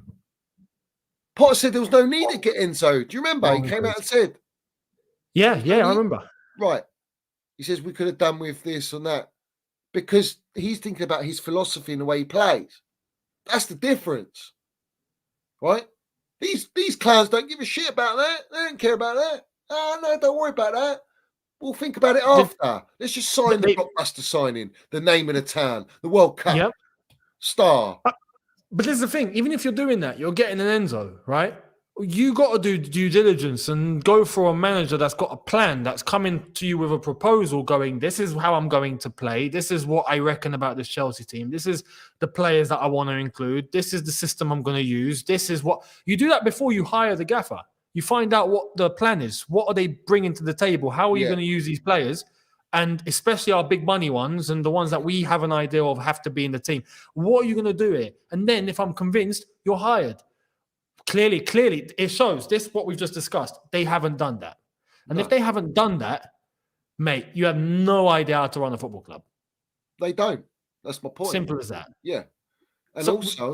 everything's been completely misprofiled, which is why I'm still looking at this Chelsea team for as long, and I agree with managers being backed. I think managers should be given like the strategies based around what the manager wants to do, right? That's how it's always been. But for as long as this goes on, right, for as long as Poch is still in a role, as far as I'm concerned, like how it is now, these problems will continue because we've completely misprofiled everything. So it's going to remain like this. That's why they have to go in the market and then need another 2-3 windows. But they're not gonna include Poch in this. No. This is the problem. Poch is irrelevant. It doesn't matter. He's irrelevant, and then he'll get sacked. It's because he's no elite manager sits in that dugout. Right? 100%. Yeah. So whatever, if you go from Poch, you're going to look at some hipster somewhere. Oh, he looks good. He's up and coming. They've got their demands. They've got their style of play. You think you can just bring in whoever it is and they're there to develop and happy go football. These managers want to win, right? Yeah. Poch knew what he signed up for, just like Jellyfish Potter, right? They signed NDAs. 100%. So have it right, yeah, all right. And Poch knew the players that were leaving, even though he wanted these players. He knew what he's walking into, and he was promised, yeah, we'll give you experience, we'll give you this player, that player. You didn't get it, so now he's realised I'm not getting what I want. I'm having a problem solved with a squad that's not good enough, and you're expecting me to get top 4. It's not happening. Mid-tables are reality now. And this is where you get the PR come in. PR's to buy time. PR there to push a narrative to make it all look all right, and we're on the right path, and we're going in the right direction, and we love Poch, and we're going to build with him, and he's the guy. Waffle. All waffle. Biggest lies ever. Yeah? And the sad thing is, all the supporters, majority, not all, are drinking it all in. Yeah.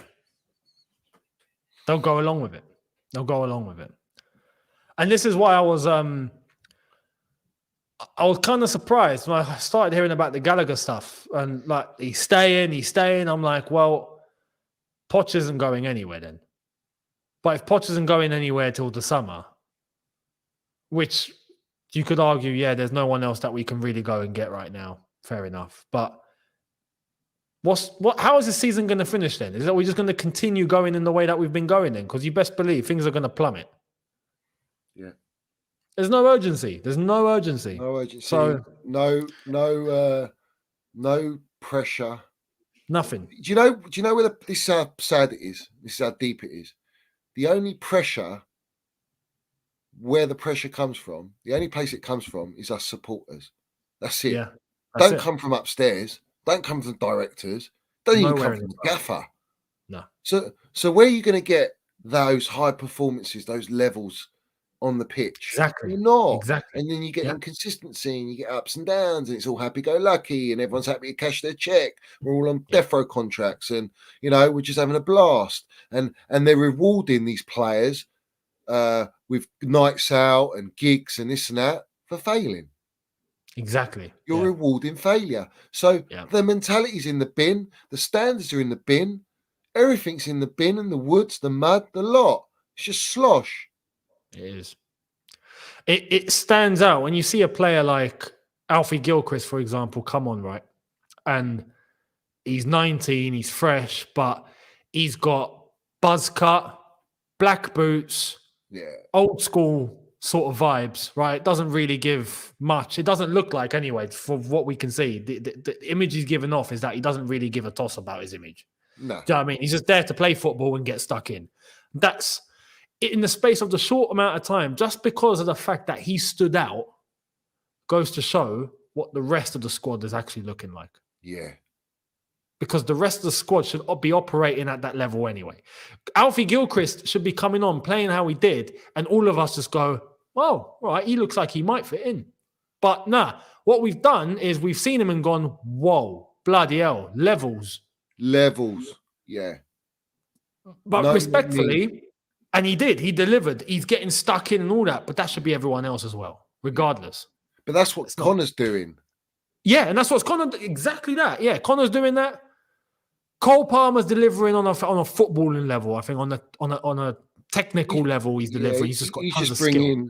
He's bringing what he's learned from Pep and City way. Exactly. It's naturally embedded in him from a young age. Yeah. But Gallagher, he's going all in. Yeah, 100%. Yeah.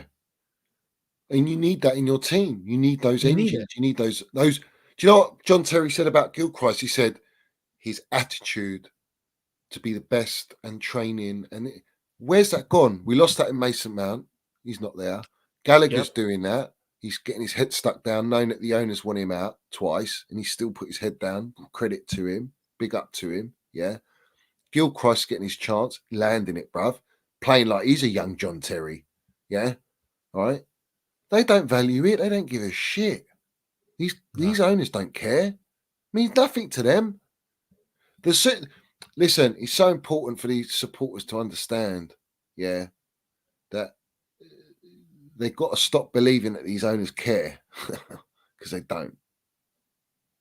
They don't care about us. They don't even care about the Cobham boys that worked their whole life as a kid to get into Chelsea football team. No. They don't give a shit. They don't care about our heritage. Look at Makalele, Drogba, Malouda, John Terry even, speaking out. Frank Leboeuf, speaking out, landing it, saying for what it really is, right? Have they got any involvement with our football club? No. There's a reason for that. They're not on the same page. Their heritage, true. Yeah. But no one gives a shit. Oh, yeah. Oh, they might listen to John Terry or whatever. Or it'll be a passing phase. They'll listen to it for a bit. It'll be in their head. But then they'll just get swamped with all the PR from PORNSTEIN and Fabrizio and all that. And then it just changes their whole direction of their thought process. That's the game. Yep. We need John Terry landing it, Didier Drogba landing it more and more. We need them because there are goats, there are legends, man. That's true, They're the ones people can, not just people will listen to as well. Yeah. People look and go, oh. And that could be like a reflective, a light bulb moment for a lot of people. Yeah. If you start hearing those sort of players, ex-players, legends talk that way, it's like, oh. Look how powerful it was when I was going to say, when Drogba said it, exactly. Yeah. Look how powerful that was. Yeah. Just one statement took over the internet. Everyone was talking about it. Yeah. People at the ground were talking about it. It was all over the place. It was like an earthquake. That was after I did the This Is Not Chelsea. So I did the This Is Not Chelsea Southampton game. I think it was about 3 or 4 games down the road, and Didier landed it. Yeah. And I remember I was walking in the East Stand, and I remember it pop up on my Twitter. I went, "Whoa, go on, go, bruv!" Yeah. Landed it. Talk about landing minerals. That was it. John Terry done it as well at his charity event, but it wasn't broadcasted enough. It wasn't broadcast. No. But he said, "These lot make all the decisions." It's a bold statement. It is. But yet he followed it up with Roman made sure we had everything we needed. He was involved, but he made sure the football professionals were allowed to do their job. That's the powerful statement. Yeah, that's the problem. And we're no longer run like that. And that's why Chelsea are no longer going to be up there. And I've accepted that reality. I accepted it from last season because I knew it wouldn't change. The supporters are too slow. They're too... Yeah. They let the damage get done, like you said on this show as well. And like we've always said, I've said, you have to strike when it's the right time. And the right time was last season, where we could have changed the model because they knew they wouldn't be able to buy the supporters. They bought the supporters up to now, and they still bought a lot of them. Now there's more coming out. But one thing they cannot buy is us on the Minerals FC. They definitely can't buy Eunice. And this is why we will be targeted. We will be targeted. We will have people call us agenda merchants, toxic, negative. It's started. It's out there, yeah, 100%. Yeah. 100%. But don't give a shit. No. Because what we stand for is the right thing, the truth. Because it's the love of the club that comes before anything else. And that's the difference between myself and my channel, what you're doing now, Eunice, compared to everyone else. That's the difference. No, 100%. 100%. And it's honestly, and to be honest, I do reckon that it's probably a minority that do come out and say the things that they say, where you mention, even in wins, about like the Luton win, for example, or the way that results are 50-50, or they're looking like, yeah, we got a win here, we got a win there, but it's still a little unstable. You come out and you lay it down for what it actually is, and yeah, you're toxic, you're negative, you're all of this standard, not a problem. But the reality is we're nowhere near the levels that we should be operating at, and that's the concern. And up until when we do look like we're starting to reach that, you can't be talking positive, like everything's positive. Nothing's positive. Nothing. There are some positive aspects, but it's very, very few and far between. Very few. And when rivals are saying it, and Chelsea fans are not agreeing with it and trying to argue them because it's their Chelsea defense mechanism, I get that. Yeah. But you got to understand what's been said here. Yeah. You know, how many more pundits want to come out and say it?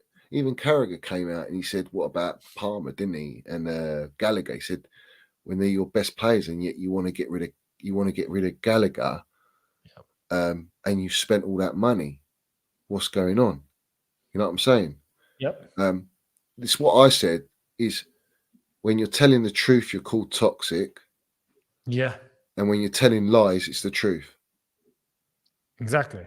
And that's the game. Yep. That's where we are now, sadly. 100%. And it's a bonkers world. It's a bonkers mentality. But I'd rather it be like this than pretend everything's okay. Yeah. And just run along with it, and just it's very easy, right? To come on, for example, and just go, right, yeah, we're playing, I don't know, whoever we play next, and then it's looking like it's going to be a win. I'm fairly confident, right? Yeah, we might be turning around the corner. This is what's happening. I'll play this player here and that player there, and I think they will blend well together, and then I'm going for a 3-0 victory, right? I could just do that every single preview, every single review or whatnot. No. I'd rather just call it for what it is. Your viewers would just be like, "What's he on about?" Every time he's the same. It's delusional. Yeah, it's delusional. It's delusional. Yeah. You know? It's actually best to actually come out and address the situation for what it is. It's not toxic. In fact, it's helpful. Yeah. Because it will allow people to see things for at least for what they are. It will allow the people making the mistakes to acknowledge what their mistakes might actually be, so then they can rectify themselves. But if they're heading off a cliff and you're telling them, "Oh, it's all right, keep going, no problem," what's going to happen? What they're They're doing. going to break or they're going to run off. That's my thing, Eunice, is that if you change it, you rectify it, and you can do your multi-club nonsense, yeah. 100%. Just don't do it with the first team, and stop buying kids and buy some elite players. Give us some 4 world-class players and blow your wage structure on these players and set up a benchmark in the team and the squad, and actually support a manager and listen to the manager. Yeah, if you do all that, fantastic. We're all for it. But you ain't doing it, and you don't have an intention to do it. So therefore, it's like, yeah, accept it. No, I ain't accepting it. You'll never have me on board. Yeah, I speak directly to them clown legs. Yeah, you'll never have me on board. Yeah, I don't give a shit. I don't take nothing from no one. Yeah, number one priority is Chelsea Football Club. You're not the priority. Yeah, you just own us. You're a temporary landlord. That's all you are. Yeah, we're here before you and after you. 100%. And so 100%. is the club itself. There's one thing to mention about acceptance as well, because that's got to be addressed, right? There are people that will go, I've accepted where we are, right? I've accepted where we are. But it can be 2 variations of that. You can accept where we are by acknowledging the reality, but not accepting it for what it is. Like for me, for example, I acknowledge where we are. I know we're a mid-table club. It's embarrassing. It's shocking, right? Yeah. I accept that, but I'm not accepting to be in that position. Do you get what I'm saying? Yeah. There are people that go, no, it's fine. Don't worry. We're there, but we'll be back. It'll be okay. We'll just wait. Like, no, that's accepting everything for what it is. I'm not accepting it for what it is. I'm accepting where we are as the reality, but we shouldn't be here. And I won't stop until we finally look like we're heading back to where we should be, because we should have all the tools at our disposal to not be in a situation like this. So that's the point. And then you get the others that don't accept where we are and still think we're operating as a top club, but we're not. Do you know what I mean? And they think everything's rosy and everything's okay just because we're Chelsea. Well, it's like, no, yeah, that's how it should be, but it's not. And up until we change that and get back up to that level, then cool. But you're not acknowledging that because you think everything's rosy.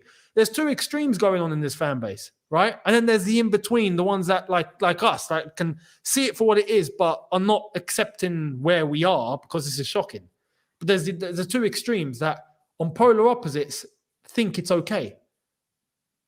And that's the problem. That's the divide. The ones that think we are at the top, but we're not, and they think it's okay. And the ones that are just accepting that we're at the bottom and think it's okay. That's the problem. And it's the divide that's killing our club. And it is, yeah. And they've created, I want to make it clear, Clown Lake created the divide. Let's have it right. Yeah. Premeditated, planned.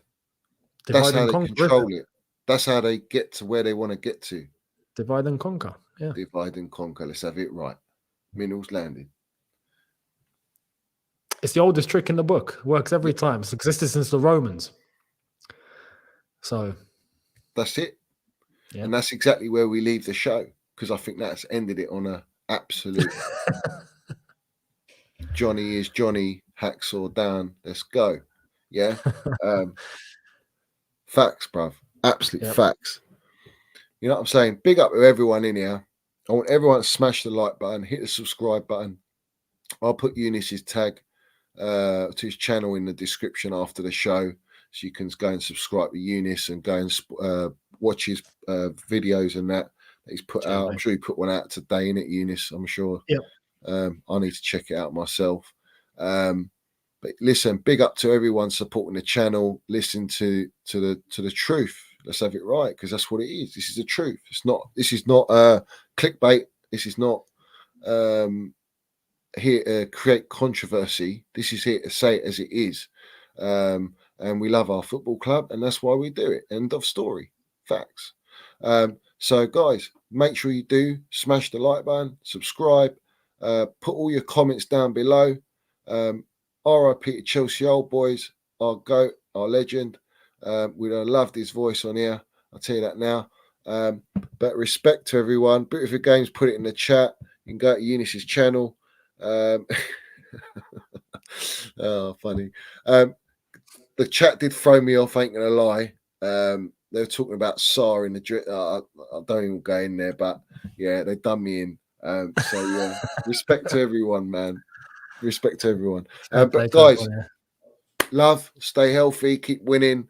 Up the Chelsea, up Minerals FC, and I'll see you. I'll see you on my next one. Whatever news breaks out, maybe we'll do one tomorrow. We'll see how we get on. Yeah, but land it, guys. Every single one of you. Up the Chelsea, up Minerals FC.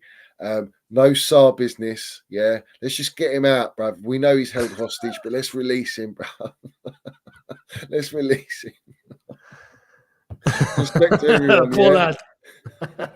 Finding Mal and SAR, bruv. We see things they'll never see. Let's have it right. Come 100%. On, guys. Big up Eunice. Yeah, I'll log us out. Mate. Come on, guys. Respect, man. Up the Chelsea, up Mills FC. Let's go.